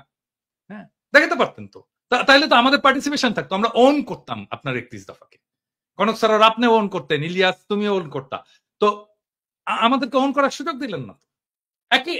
আমি একই জিনিস বলবো আমি জামাতকেও, একই জিনিস বলবো জামাতকেও। মানে তারা ইন্ডিভিজুয়ালি ফোন করে। এখন আমি শিওর যে জামাতের আমি তো খুবই মাইডিয়াল লোক, সবাইকে ফোন টোন করেন, আমাকেও ফোন করে। কিন্তু এটা তো ফোন করে তো উনি বলেন কি আপনার শরীর কেমন আছে দাদা, বাড়ির সবাই ভালো আছে? আমি তো শফিক ভাইয়ের কাছ থেকে এগুলো শুনতে চাই না, আমি শুনতে চাই পলিটিক্স, রিয়েল পলিটিক্স শুনতে চাই। হ্যাঁ, ব্যক্তিগত সম্পর্ক আপনার সাথে থাকবে, মানে আমরা যখন রাজনীতি থেকে বিদায় নেবো, অ্যাক্টিভিজম থেকে বিদায় নেবো, তখনও থাকবে আপনাদের সাথে, সেটা অসুবিধা নেই। আমি শুনতে চাই পলিটিক্স, আপনার প্রোগ্রাম, আপনি নির্বাচনে কি মেসেজ নিয়ে যাবেন, আগামীতে আপনি ভারতের সাথে কিরকম সম্পর্ক রাখবেন, হ্যাঁ, আপনি আমেরিকার সাথে কিরকম সম্পর্ক রাখবেন, চীনের সাথে কিরকম সম্পর্ক রাখবেন, রাষ্ট্রটাকে কিভাবে গড়বেন, সংবিধানে কি কি পরিবর্তন আনবেন, মানুষের জীবনে কিভাবে, এই বাংলাদেশে যেভাবে হাসিনা যেভাবে ইসলামোফোবিয়ার চাষ করছে, এটাকে কিভাবে ফাইট করবেন, আন্তর্জাতিক ক্ষেত্রে আপনি ফিলিস্তিনের প্রশ্নে কি স্ট্যান্ড নেবেন, আমি তো জানতে চাই। হ্যাঁ, এই জিনিসগুলো তো জানতে চাই। এই জিনিসগুলো আমাদের সাথে কথা বলার কথা। আমার তো ভাই বাংলাদেশে আমার তো কোনো ফাইন্যান্সিয়াল ইন্টারেস্ট নাই, আমার কোনো ব্যবসাপাতি নাই, আমার চাকরি বাকরি নাই, তাই না? ওইখানে তো আমাদের সকলের তাই না? আমাদের চাওয়া তো একটাই, বাংলাদেশের মানুষ ভালো থাকুক, দেশটা ভালো থাকুক, দেশটা প্রোটেক্টেড থাকুক, দেশের স্বাধীনতা সার্বভৌমত্ব প্রোটেক্টেড থাকুক, এটা আমরা চাই। এইটার জন্য আমাদের সাথে কথা বলতে অসুবিধা কোথায় আপনাদের? হ্যাঁ, তবে দাদা ধরেন আমি যেটা দেখছি আর কি, ওনারা এখনো সেই 2001-এর যে রাজনীতি, সেই রাজনীতি ওনাদের মাথায় আছে। মাঝখানে যে 24 বছর পার হয়ে গেছে এটা অনেকেরই খেয়াল নাই। এবং ধরেন যে ওনারা ওই যে কথায় কথায় ধরেন আওয়ামী লীগের স্টাইলে আর কি, যে আমার পক্ষে না, আমার পক্ষে বলতেছে না, বা আমার যে দাবি সেটা সমর্থন করতেছে না, তার মানে এ হচ্ছে আমার বিপক্ষে, এ আমার বিপক্ষে দল, এ আমার ক্ষতি চায়, এরা এই করতে চায়, ওই করতে চায়। এবং আপনি দেখবেন যে একটা সময় আওয়ামী লীগ যে ভূমিকা ছিল, ক্রমশ বিএনপি সংঘবদ্ধভাবে সেই ভূমিকা অবতীর্ণ হচ্ছে। আর কিছু কিছু নেতা ওই যে হাসিনার স্টাইলে বলার চেষ্টা করছেন, বা কেউ কেউ বলছেন যে ইউটিউব নাকি আমরা করতেছি, টাকা কামাচ্ছি। আরে বেটা, তুই একটা কমিটি বাণিজ্য করে যে টাকা কামাস, আমরা 1 মাসে ইউটিউব করে তার 10 ভাগের 1 ভাগ আমাদের এই ফান্ডে ঢুকে না, আমরা পাই না। বা আমাদের আমি বলি, আমি ইলিয়াস আমাকে ওর দুঃখের কথা বলতেছিল যে ওর কত কত কত টাকা ওর ধার, এবং ওর পিছনে কিভাবে ইয়ে গুলো, মানে কনক আমি তো এখানে রিফিউজি হয়ে ঢুকছি, হ্যাঁ, আমার এখানে মাসে আমাকে রিফিউজি ভাতা দিত 380 ইউরো মতো। 380 ইউরো, এবং 380 ইউরোতে তো ইউরোপে তো খাওয়া দাওয়া হয় না, হ্যাঁ, খাওয়া যায় না, খাবারের ইয়ে হয় না। তো আমাকে ইয়ে করতে হতো যে আমি কিভাবে 380 ইউরোর মধ্যে খাবার আছে, খাবার ছাড়াও তো আরো কিছু চুল কাটতে হয়, তাই না, আমাকে জামা কাপড় কিনতে হয়, এই জিনিসগুলো তো আছে। তো এই সমস্ত বাদ দিয়ে আমি চেষ্টা করতাম যে 200-250 ইউরোর মধ্যে যেন আমি খেতে পাই। সেটাও কিন্তু সম্ভব হতো না। এবং আমি কি করতাম জানেন, আমি এই যে আমরা যে সবাই জানি যে ডিপার্টমেন্টাল স্টোর গুলোতে, সুপার মার্কেটে নেয়ার এক্সপায়ারি প্রোডাক্ট গুলো খুব কম দামে রাখে আর কি, কম দামে মাংস টাংস সবজি ইত্যাদি রেখে দেয়, একটা স্পেস আছে যেখানে নেয়ার এক্সপায়ারি জিনিসটাকে খুব অল্প দামে আমি ওই জিনিসগুলো কিনে খাইছি আমি রিফিউজি লাইফে। হ্যাঁ, কেউ কোনোদিন জিজ্ঞেস করেনি যে আপনি কিভাবে আছেন, আপনার কিভাবে চলে, আপনি কিভাবে পান, আপনার আপনার খাওয়া দাওয়া কিভাবে, আপনি কি খাইছেন আজকে না।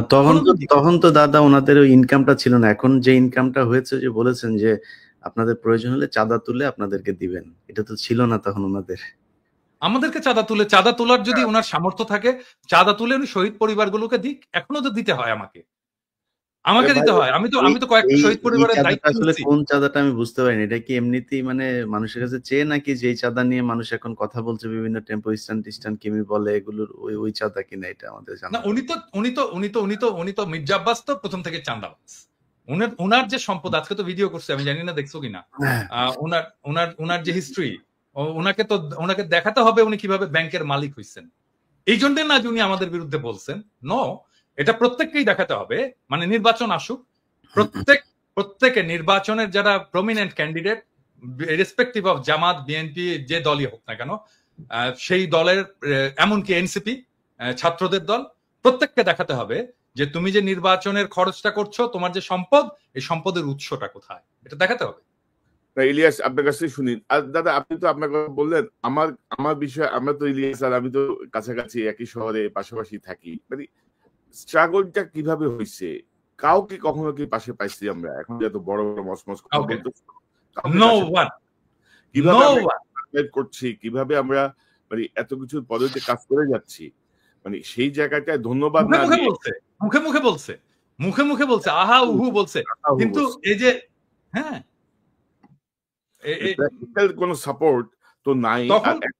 এখন তো তারা মোটামুটি হুমকির মধ্যে রাখছে আর কি, মানে তারা আমাদেরকে খায় ফেলাবে। এবং সেই সময় বুঝছেন, মানে সেই সময় যদি কেউ দাওয়াত টাওয়াত দিত না, আমি কিন্তু হ্যাংলার মতো খাইতে যেতাম, কারণ ওই যে একবেলা খাবারের খরচ আমার কমবে। হ্যাঁ, অনেকের ইয়েতে যেতাম, যে যেই খাবারের দাওয়াত দিত আমি যেতাম, যে খাইতাম।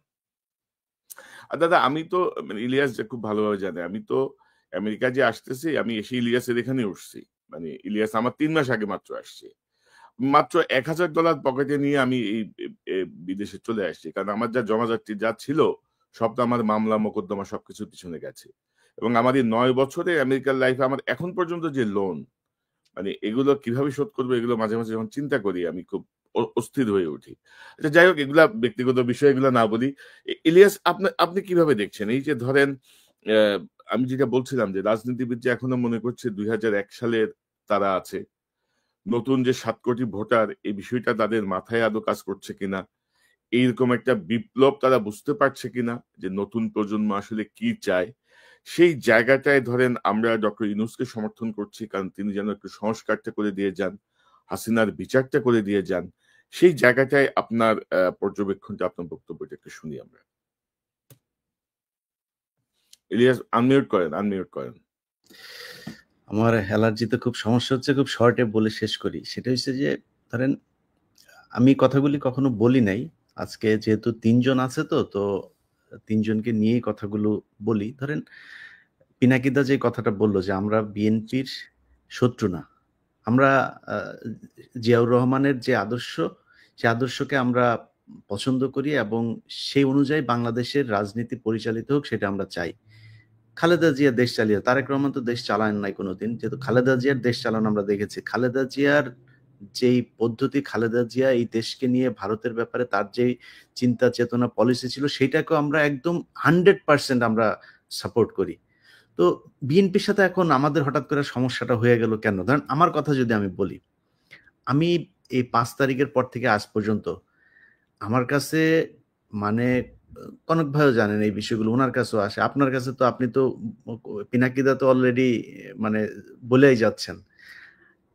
বিভিন্ন জায়গা থেকে অভিযোগ একটাই, যারা আওয়ামী লীগের লোকজনের সাথে মিলেমিশে থাকতো তারা এখন উপরে, তারা এখন ওই চাঁদাবাজিগুলো করছে, তারাই সবকিছু দখল নিয়ে তাদের মতো করে চালাচ্ছে। সব জায়গায় একই অবস্থা। বিশ্বাস করেন বিএনপির ভাইয়েরা আমার কাছে যত জেলার যত আসনের খবর আমার কাছে এসছে, আমি যদি একটা একটা করে খালি আমার আসনের কথা বলি, আমার চুয়াডাঙ্গারই যে অবস্থা সেটা নিয়ে আমার সবকিছু করা শেষ, নিউজ বানানো শেষ, খালি দিচ্ছি না আপনাদের জন্য। কেন জানেন? কারণ আমরা যদি এখন বিএনপিকেই করি, ধরেন বিএনপি চাঁদাবাজি নিয়ে কথা হচ্ছে, আপনি অস্বীকার করতে পারবেন? আমরা বলি না, আমার চ্যানেলে আমি মনে হয় না আমি কেউ কোনোদিন শুনেছেন আমার মুখ থেকে আমি বলেছি যে বিএনপি চাঁদাবাজি করছে, কিন্তু করছে না। আপনি নিজে চিন্তা করেন না, আজকে দেশের যে অবস্থা, ডক্টর মোহাম্মদ ইউনূস থাকবে না, একটা নির্বাচন দিবে, আপনাদের একটা শক্তিশালী একটা অপোজিশন আছে, আপনাদের সেই কম্পিটিটররা এত শক্তিশালী যে সোশ্যাল মিডিয়াতে যদি আপনি আজকে জামাত ইসলামের একটা পোস্ট করেন, বিএনপির একটা পোস্ট করেন, আমি মানে মিথ্যা কথা বলছি না, আমি একদম সত্য, আপনারা দেখেন সোশ্যাল মিডিয়াতে সব জায়গাতে দেখি বিএনপির লোকজন ওইখানে হারে। হয়তো হইতে পারে যে শিবিরের লোকজন বোধহয় বেশি এই অ্যাক্টিভ সোশ্যাল মিডিয়াতে, হইতে পারে এটা একটা কারণ, কিন্তু আপনার মাঠের কথাও তো চিন্তা করতে হবে, একটা অপোজিশন তো আছে, এরকম তো না যে শেখ হাসিনার মতো 2014, 18, 24 নির্বাচনের মতো আপনি নির্বাচন করবেন, সেটা তো সম্ভব না। আপনাকে তো ফাইট করতে হবে। যদি ফাইট করতে চান, যেই এলাকায় গিয়ে আপনি ভোটটা চাবেন, ওই বাজারটাই যে একটু শোনেন তো মানুষের কাছে যে কারা চাঁদাবাজি করছে। আপনি ধরলাম আপনার দল খুব ভালো, কোনো সমস্যা নেই, আপনার দলের নাম ভাঙাচ্ছে তো তারেক রহমান লন্ডনে বসে থেকে, তারপরে তার কাছে যেটারই খবর আসে সে ওটাকে বহিষ্কার করে। ইলিয়াস, আমি একটু যোগ করি, আপনারা দেশে থেকে কি করেন? ইলিয়াস, আমি একটু যোগ করি, গত 8 মাসে প্রায় 1700 নেতাকে বহিষ্কার করেছে বিএনপি, কিন্তু বিভিন্ন জায়গা থেকে অভিযোগ আছে যে ভাই অনেকেই করছে যাদের কোনো পদ নাই, যাদেরকে বহিষ্কারের কোনো সুযোগ নেই, এবং তারা আওয়ামী লীগ করতো, তারা আগে আওয়ামী লীগের সাথে ছিল, সেই মানুষগুলোকে করছেন। এখন এই যে জিনিসগুলো হচ্ছে, এটা তো আপনার দলের সমস্যা হচ্ছে। আমরা তো চাই যে বিএনপি ক্ষমতায় আসুক, কারণ হচ্ছে বাংলাদেশের ভারতের ব্যাপারে বিএনপির যে অবস্থান, আমাদের অবস্থান সেম। আমরা তো চাই আপনারা আসেন, কিন্তু আপনারা যদি নাকি দেশের ভেতরে আপনাদের এই ইমেজ তৈরি করেন, তাহলে তো আপনাদের সমস্যা হবে, আপনাদের সমস্যা হলে আমাদের সমস্যা হবে। যেইভাবেই বলেন, ডক্টর ইউনূসের অনেক বিষয়ে আমার এই মন্ত্রিসভা, ওনার যে উপদেষ্টা পরিষদ, আমি ফারুকি, তারপরে হচ্ছে গিয়ে আসিফ নজরুল, এদের কিনা আমার একদম চরম আপত্তি আছে। আমাদের অনেকে সারা দেশের মানুষের আছে আপত্তি, আমরা ওইখানে তাদের নিয়ে সমালোচনা করি। কিন্তু দেখেন এই যে আজকে যে আলোচনা, এই আলোচনার ভিতরে আমরা ডক্টর মোহাম্মদ ইউনূসের ব্যাপারে একটা বাজে কথা বলেছি? তার যে আমরা ফেসবুকে পোস্ট করেছে, চীনে গিয়ে তার যে সফলতা, থাইল্যান্ডে গিয়ে তার যে সফলতা, দেশে যে সফলতা দেখাচ্ছেন, রিজার্ভ নিয়ে, ঈদ নিয়ে, মনে হয় আজকে জীবনের প্রথম পুলিশ নিয়ে ভালো একটা রিপোর্ট করেছে, আমি কালকে আমার এখানে পোস্ট করেছি। কেন করলাম? এই সরকারকে আমরা চাই হাসিনা ছাড়া একটা অবস্থা বাংলাদেশে বিরাজ করুক। এখন আপনারা যদি মনে করেন, আপনাদের বিএনপির দেখেন কথাবার্তাগুলো দেখেন, আমরা ভারতের সাথে সমস্যা চাই না, আমরা আওয়ামী লীগের চাই না, আওয়ামী লীগ নিষিদ্ধ হোক চাই না। এটা নিষিদ্ধ হওয়া, আওয়ামী লীগের বিএনপির এবার এমপি হবে, এরকম লোকজনও টকশোতে যায় বলছে। উনারা কারা আওয়ামী লীগকে নিষিদ্ধ করা? মনে হচ্ছে উনি আওয়ামী লীগের একজন লোক। আপনাদের কথা তো জনগণের বিরুদ্ধে যাচ্ছে। আমি তো ফারজানা রূপা না, আমি তো শাবান মাহমুদ না, আমি ইকবাল সুবানো না। আপনি মনে করেন না আপনার কথাবার্তা জনগণের বিরুদ্ধে যাবে, আর আমার যে সম্মানটুকু আমি অর্জন করেছি সেটা আপনার কারণে ন্যাংটা হয়ে তারপরে আপনার দলের পক্ষে কথা বলতে হবে, এটা আমি বলবো না, কখনোই বলবো না। আপনার বিরুদ্ধে বলছি না একটা কারণে, সেটা হচ্ছে যে আমরা চাই যে বিএনপি চুরি বাটপারি যাই করুক, ভারতের ব্যাপারে তাদের একটা অবস্থা, এবং তারেক রহমান যদি দেশে ফিরে যায় এই চিত্রটা পরিবর্তন হবে, ওই কারণে বলছি না, অন্য কোনো কারণ না। আপনাদের এই কেন্দ্রীয় নেতাদের অনেক ন্যাংটা করে দিতে পারি, খালি করি না ওই কারণে। তো আমাদের বিষয়টা বুঝতে হবে। আর পিনাকিদা আজকে একটা পোস্ট করেছে, সেই পোস্টার কথা বলি, ভারতের এইবার যেই 100টা এই যে ইন্ডিয়া অ্যালায়েন্স যেটা ছিল, এই কি বলে কংগ্রেসের নেতৃত্বে যেটা ছিল, তাদের এই আমি মনে করি এই আসনের 50টা এনে দিয়েছে, ধ্রুব রাঠে এনে দিয়েছে।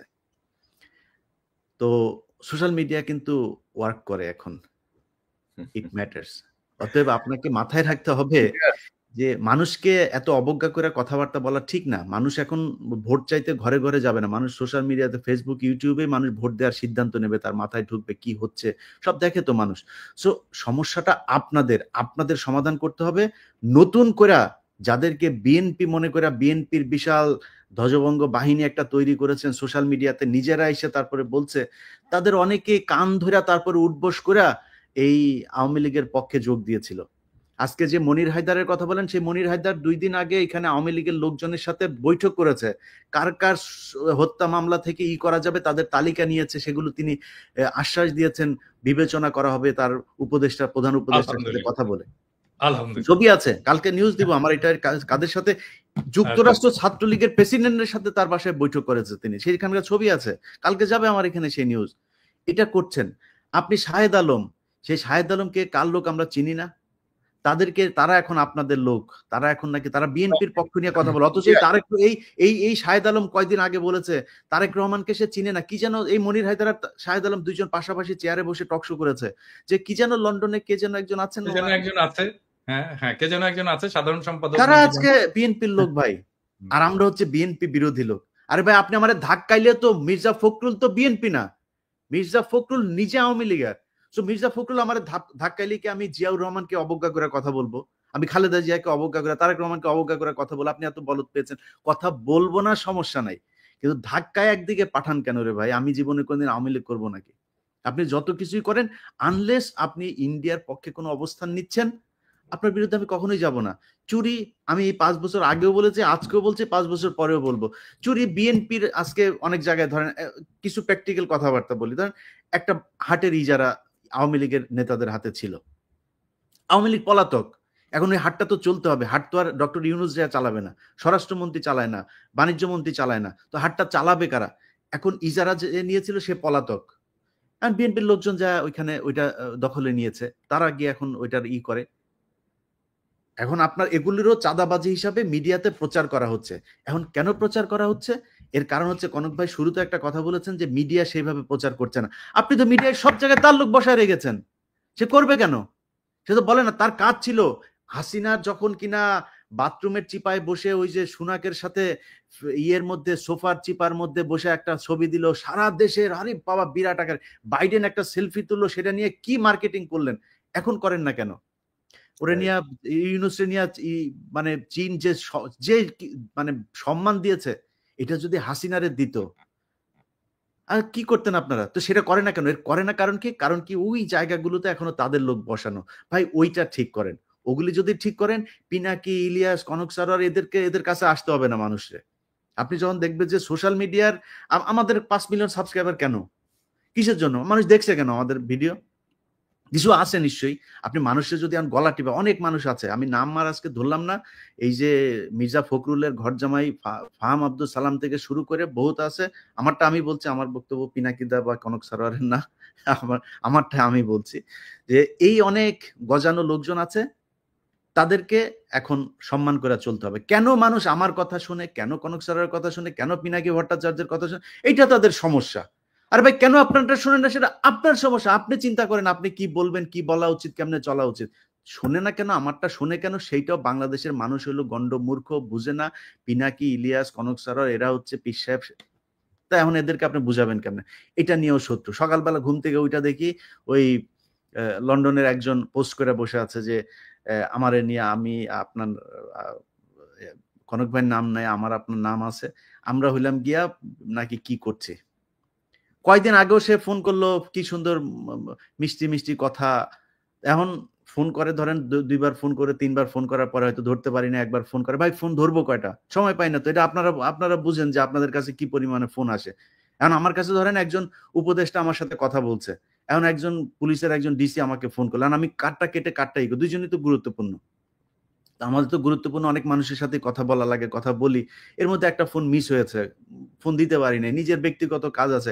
এখনো তো ভাই গাড়ি চালাই, এত ধান্দাবাজি করে তো খাই না, এখনো সপ্তাহে একদিন গাড়ি চালানো লাগে।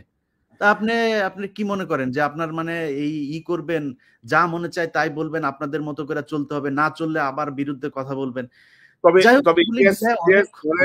আমরা শেখ হাসিনার চোখ রাঙানিদের পাত্তা দিই নাই, 2 পয়সার তোয়াক্কাও করি নাই। শেখ হাসিনার মতো একটা ফ্যাসিস্ট বর্বর শাসক, শেখ হাসিনা না, শেখ হাসিনা এবং মোদির উভয়ের চোখ রাঙায়নি উভয় যে চক্র পাত্তা দিই নাই। তো এখন এই নতুন নতুন নব্য বিএনপির নেতারা যারা ক্ষমতা যাওয়ার স্বপ্ন দেখছে, তাদের চোখ রাঙানি আমরা তোয়াক্কা করবো, এটা ভাবে কি করে, এটাই তো বুঝি না। তো আমরা অনুষ্ঠানের শেষ দিকে আমরা একটা প্রসঙ্গ নিয়ে কথা বলতে চাই দাদা। ডক্টর ইউনূসের যে ক্যারিসমাটিক নেতৃত্ব, সেটা কিন্তু পরবর্তী যে রাজনৈতিক নেতৃত্ব বাংলাদেশের রাষ্ট্র ক্ষমতায় আসবে, তাদের কাজকে ক্রমশ কঠিন করে দিচ্ছে। মানে গুড গভর্নেন্স বলতে যা বোঝায়, একজন শাসকের যা করা উচিত, সেই জায়গাটায় আমার মনে হয় যেন সবাই শঙ্কিত। এবং আমি একবার বলছিলাম, বুকে পাথর চাপা দিয়ে অনেকের বুকের সে পাথর এখন পাথর এবার পাহাড় হয়ে গেছে, পাহাড়ের পাথর। তো এগুলো কিন্তু কঠিন করে দিচ্ছেন, কিন্তু উনি কিন্তু সবকিছু কঠিন করে দিচ্ছেন। আপনি দেখেন একটা পাজামা পাঞ্জাবি, একটা স্নেকার্স আর একটা কটি লাগাই উনি পুরো দুনিয়া মাথায় বাড়াচ্ছেন। এবং কোনো কিছুই নাই, দেখেন তার মধ্যে কিন্তু ওইরকম কোনো এক্সপোজারও নাই। তো এই বিষয়গুলো কিন্তু মানুষকে খুব টাচ করছে এবং ক্রমশ কঠিন করে তুলছে পরবর্তী রাজনীতিবিদদের। তো আমরা এদের জন্য আপনার কোনো বক্তব্য আছে কিনা? পাশাপাশি ডক্টর ইউনূস কিন্তু তার এই কৃতিত্বের একটা জায়গায় কিন্তু ক্ষতিগ্রস্ত করছেন তার এই উপদেষ্টা পরিষদ দিয়ে। মানে মানে কমপক্ষে 15 জনকে তার আরো 6 মাস আগে ঘাট ধরে বের করে দেওয়া উচিত ছিল, মানে ফর ইনক্যাপাবিলিটি অর ইনএফিসিয়েন্সি অর সবকিছু মিলায়। তো এই জায়গাটায় ডক্টর ইউনূস সাহেব কেন দেখছেন না, বা দেখেও তিনি কেন মেনে নিচ্ছেন? খুব সংক্ষেপে আপনার কাছ থেকে শুনে তারপর ইলিয়াসের বক্তব্য শুনবো। মানে আমি যেহেতু প্রফেসর ইউনূসের সাথে কাজ করছি, সেই জন্য আমি জানি উনার ম্যানেজমেন্ট স্টাইলটা, এটা উনি এটা করবেন না।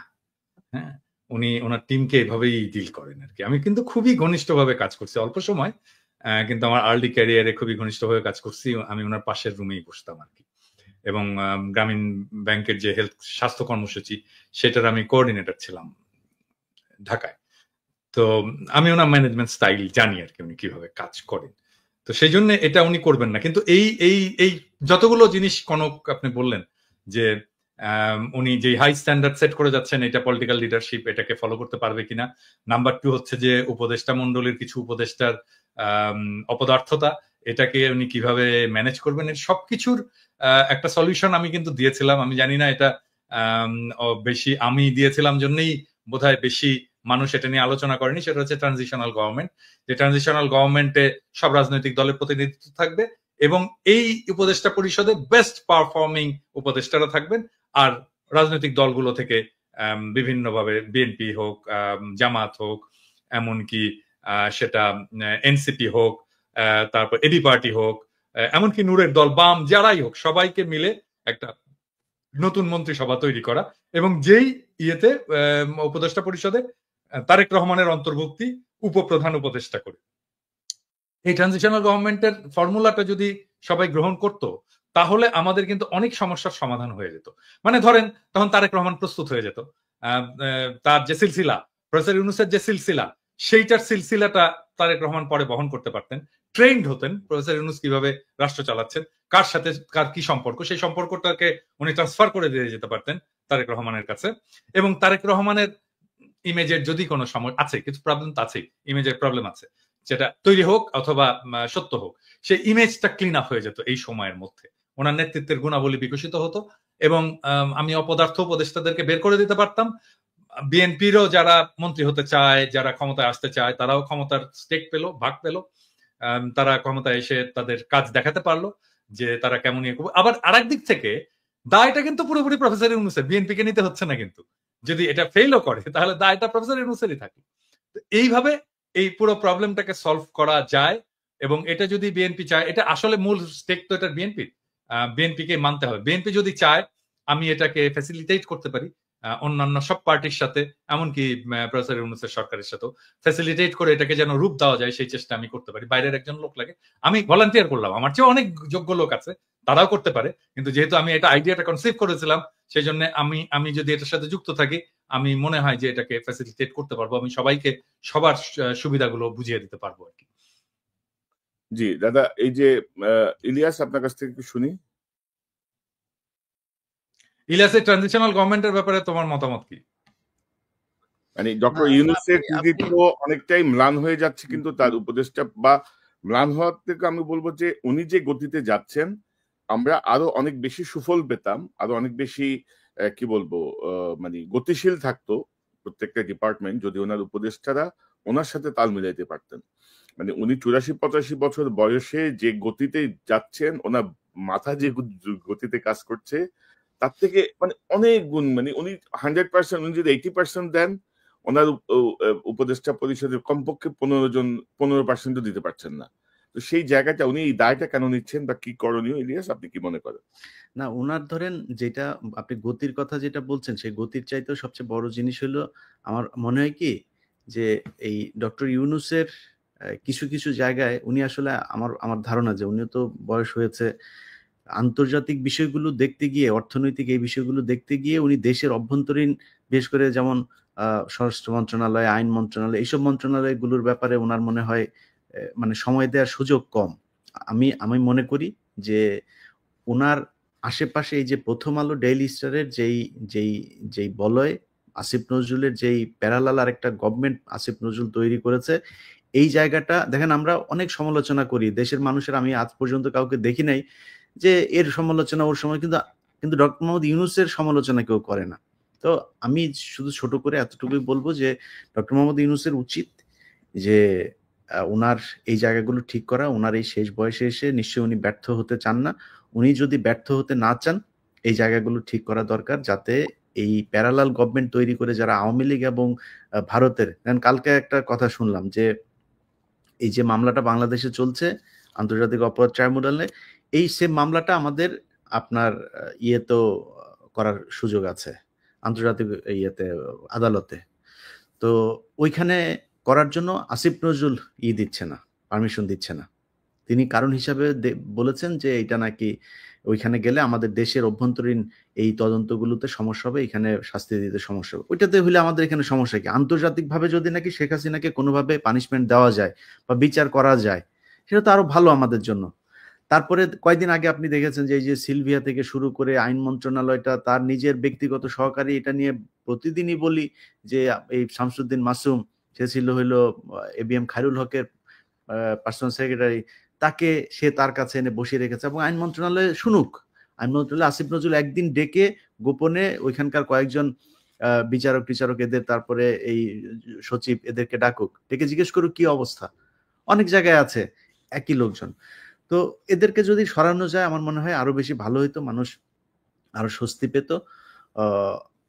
এই তো আর কি। আর আমি বিএনপির ব্যাপারে সবচেয়ে যে বিষয়টা বলবো যে বিএনপির উচিত হবে যে সোশ্যাল মিডিয়াতে যেসব জিনিসগুলো এখন যাচ্ছে, যেই মানুষ যেসব সমালোচনাগুলো করে, এইসব সমালোচনাগুলোর ব্যাপারে তারা আমার মনে হয় আরো বেশি সিরিয়াস হবে যে কোথায় কি হচ্ছে, আসলে কি সমস্যাটা হচ্ছে কিনা। কারণ সামনে তারেক রহমান কিন্তু বারবার একটা কথা বলেন যে সামনে নির্বাচনটা অনেক কঠিন নির্বাচন হবে বিএনপির জন্য। সো সেই কঠিন নির্বাচনটা তাদের যদি উতরাতে হয়, তাহলে অবশ্যই তাদেরকে তাদের যে অপোজিশন সেটাকে খুব স্ট্রং মনে করতে হবে। এটা মনে না করে যদি নির্বাচনে যায়, আমার মনে হয় 1991 সালের নির্বাচনে যেমন শেখ হাসিনা মন্ত্রিসভা গঠন করে ফেলেছিল, খালেদা জিয়া পরে প্রধানমন্ত্রী হন, আমার মনে হয় সেই পরিস্থিতি হয়ে যেতে পারে।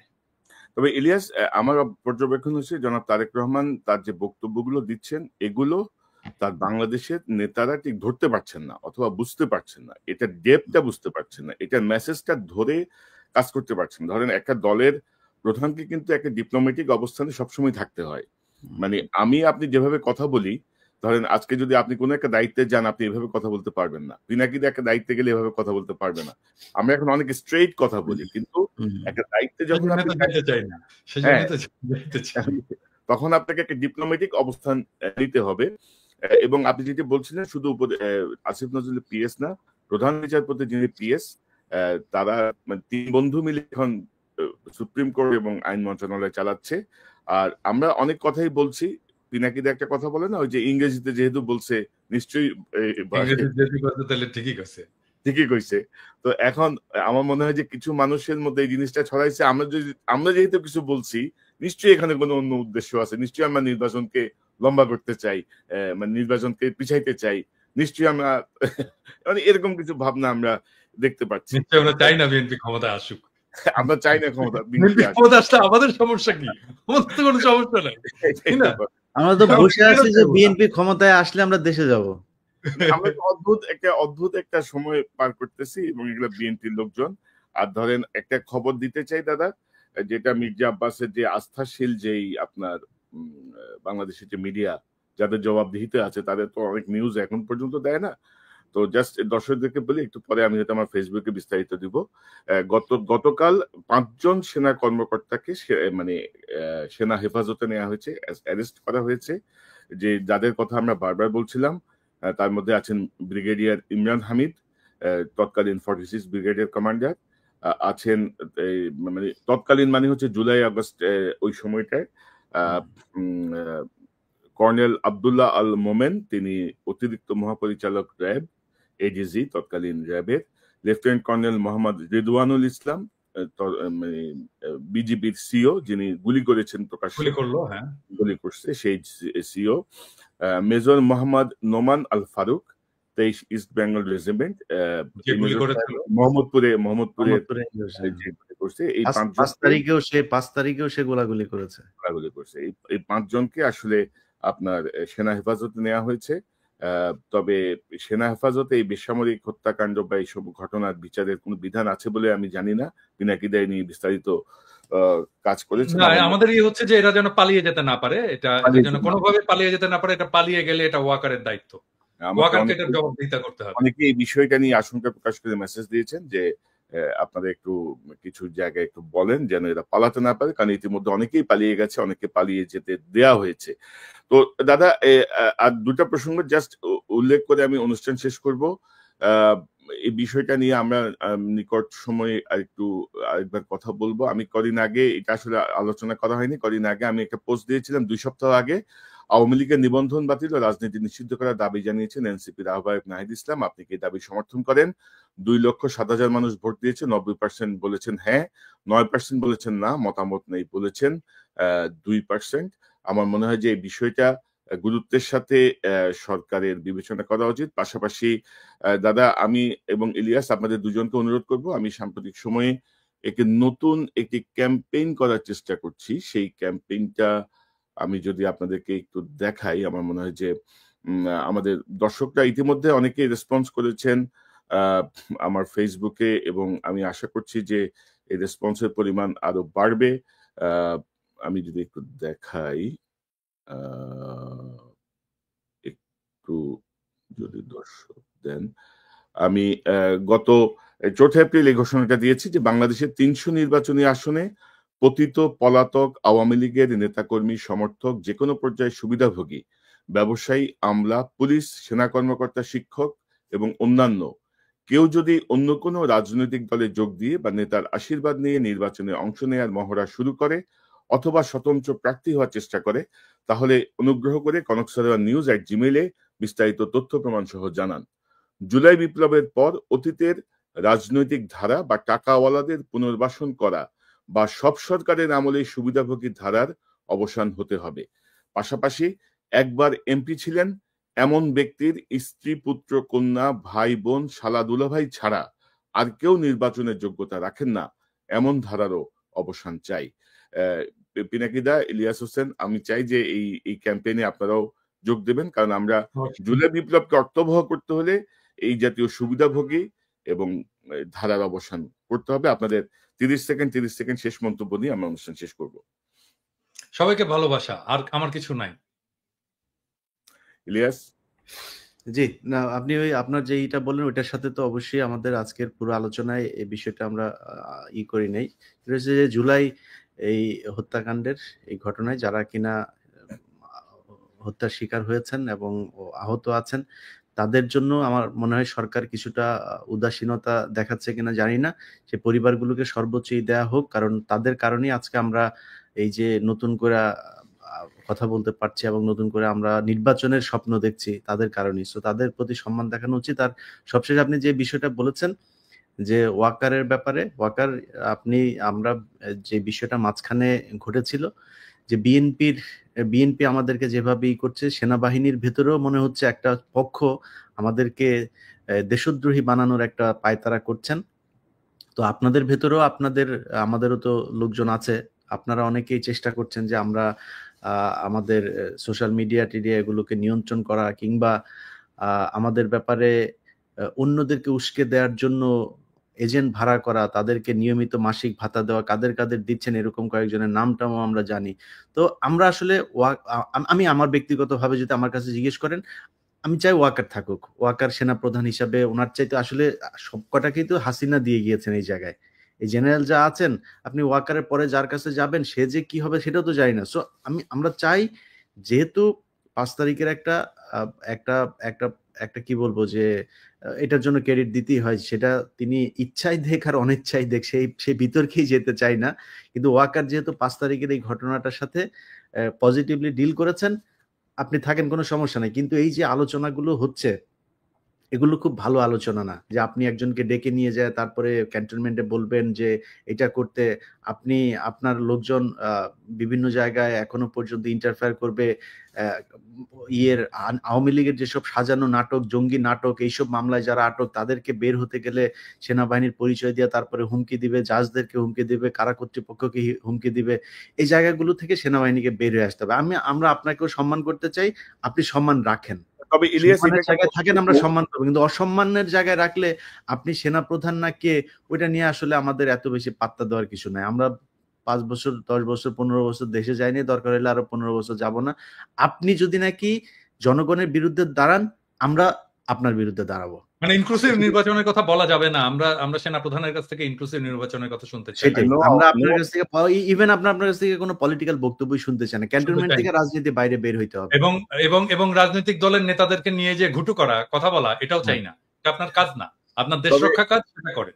তবে দাদা, এটা একটা পজিটিভ মুভ। এই 5 জনকে অ্যারেস্ট করে এটা একটা পজিটিভ মুভ। আমি মনে করি যে হ্যাঁ, ওইটাই ভাই, আমি এই জন্য কথাটা তুললাম, যে এই জন্য সেনাপ্রধানকে ধন্যবাদ জানাই যে আপনি এটা করেছেন। আমার মনে হয় এই বিডিআর হত্যাকাণ্ড গঠিত যে কমিশন, তাদের একটা লিস্ট আছে কাকে কাকে জিজ্ঞাসাবাদ এবং করতে হবে, তাদেরকেও গ্রেপ্তার করবেন, এবং গুম কমিশনের যে তালিকা দেওয়া হয়েছে তাদেরকেও গ্রেপ্তার করার সুযোগ করে দিবেন। আন্তর্জাতিক অপরাধ ট্রাইব্যুনালের যেই তালিকা আছে তাদের সবাইকে আপনারা সেনাবাহিনীর পক্ষ থেকে কোনো বাধাহীনভাবে তাদের গ্রেপ্তার করার সুযোগ দিবেন, এবং এই ফৌজদারি কার্যবিধিতে যেভাবে বিচার হয় সেইভাবে, সেনা আইনের বিচারে না।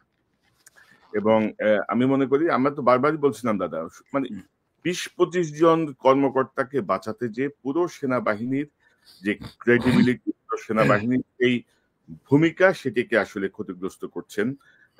মানে কেন করছেন, কার পরামর্শে করছেন সেটি আমরা জানি না। আমার মনে হয় যেন ইটস এ পজিটিভ মুভ, এবং তিনি আমাদের কথাগুলো পরে হইলেও শুনবেন, বা সকল কিছু দেশের স্বার্থে, সেনাবাহিনীর সম্মানের স্বার্থে। তো দাদা, আমার মনে হয় যে আজকে আমরা আর লম্বা না করি, অনেক সময় হয়ে গেছে, প্রায় 1 ঘন্টা 22 মিনিট। অনেক দর্শক অপেক্ষায় করে দেখছেন এই অনুষ্ঠানটা। সবাইকে ধন্যবাদ। পিনাকিদা, ইলিয়াস হোসেন, আপনাদের দুজনকে অসংখ্য ধন্যবাদ আজকের মূল্যবান অংশগ্রহণের জন্য। দর্শক, এতক্ষণ যে অনুষ্ঠান শুনলে নিশ্চয়ই আপনার এই আলোচনা মর্মার্থ উপলব্ধি করতে সক্ষম হবেন। আমরা যেটি বলতে চেয়েছি, ডক্টর ইউনূসের যে ক্যারিশমেটিক নেতৃত্ব, সেই নেতৃত্ব বাংলাদেশের মানুষকে একটু নতুন ভাবে আশা জাগিয়েছে, এবং আমরা মনে করি যে নির্বাচনের ডামাডোল না তুলে ডক্টর ইউনূসের মাধ্যমে আমাদের দেশের যে আবর্জনাগুলো জমেছিল, যেই কাজগুলো রাজনৈতিক সরকারগুলো করতে পারবে না, সেই কাজগুলো ডক্টর ইউনূসের নেতৃত্বে অন্তর্বর্তীকালীন সরকারের মাধ্যমে আমরা যদি সম্পন্ন করতে পারি, তাহলে আমরা কি সুন্দর বাংলাদেশের দিকে যাব। বাংলাদেশের 54 বছর হয়ে গেছে। সেই 54 বছর ধরে গণতন্ত্রের অভিযাত্রা, দুর্নীতির বিরুদ্ধে সংগ্রাম, এই সংগ্রাম, ওই সংগ্রাম, ক্রমাগত আমরা এগুলো করে গেছি। তো এগুলো থেকে আমার মনে হয় যে বের হয়ে আসার একটি সুযোগ সৃষ্টি হয়েছে। নতুন যে 7 কোটি ভোটার, সেই 7 কোটি ভোটারের কথা মাথায় রেখে আমাদের রাজনৈতিক নেতারা তাদের বক্তব্য দেবেন, তাদের কর্মসূচি ঠিক করবেন, সেটি আমরা প্রত্যাশা করি। আর পাশাপাশি আমাদেরকে গালাগালি করে কোনো লাভ নাই। ইউটিউব থেকে যে টাকা আমাদের আসে ভিউয়ারশিপ থেকে, তার অর্ধেকের বেশি খরচ হয়ে যায় আমাদের পেইড সফটওয়্যারে। আর আমাদের যারা আমাদেরকে ইঙ্গিত করে বিভিন্ন দলের বিভিন্ন নেতা যারা কথা বলছেন, তাদের একটা কমিটি বাণিজ্যের 10 ভাগের 1 ভাগ টাকাও আমরা ইউটিউব থেকে পাই না।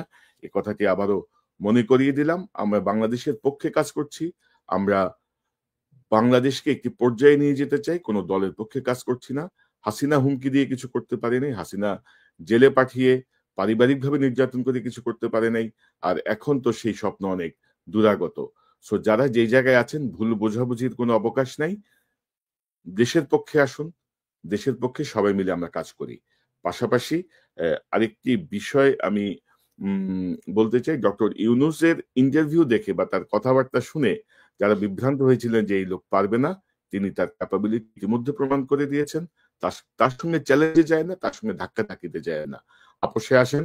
এবং আমার ধারণা ডক্টর ইউনূস খুব শীঘ্রই হয়তো তার উপদেষ্টা পরিষদ পরিবর্তন করে একটি নতুন কাঠামোর মধ্য দিয়ে হয়তো দেশকে পুনর্গঠন বা নির্বাচনের পথে ক্রমশ এগিয়ে যাবেন। দর্শক, এই চ্যানেলটি সাবস্ক্রাইব করে আমাদের পাশে থাকুন, এই চ্যানেলের মেম্বারশিপ নিয়ে আমাদের পাশে থাকুন। আবারও দেখা হবে ইনশাল্লাহ। আসসালামু আলাইকুম।